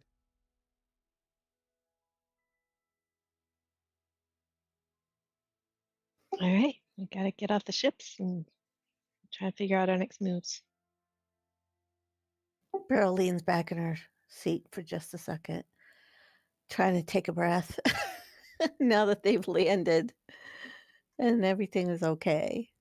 And then she'll crawl out after Niella does.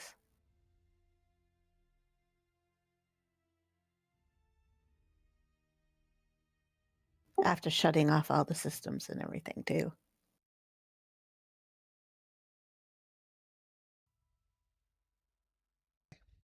And I will say this is actually probably a good stopping point for the night. I know we have 7 more minutes, but I feel like this is a good. We got to the planet, and from there we'll actually go into the mission right out of the gate when we start this up again. Woohoo. Sounds good. And HX, we will get you some piloting on the ground. That is planned in the future. It's just haven't had a chance yet. So I just need to spend experience. I've got some. Yeah, spend that experience, guys. He didn't get to do the piloting when they were all on those like bikes. Oh, that's Oh true. yeah, my that's God. right. Carrick is over there just getting his bikes destroyed. Doing circles. He was amazing in that combat, just doing circles around the enemy. Well, awesome, guys. You all get your full 15 tonight. We did spend 4 hours in the game. So feel free to spend that. Just send me the DMs on what your purchases are. And no credits yet, but that is in the works. Upon however this ends, it's how you'll receive that. So awesome. Great job, guys. Yeah. Nice. Thank you. Yay! Thank you again. And I will be closing the stream here. I hope you all have a great night.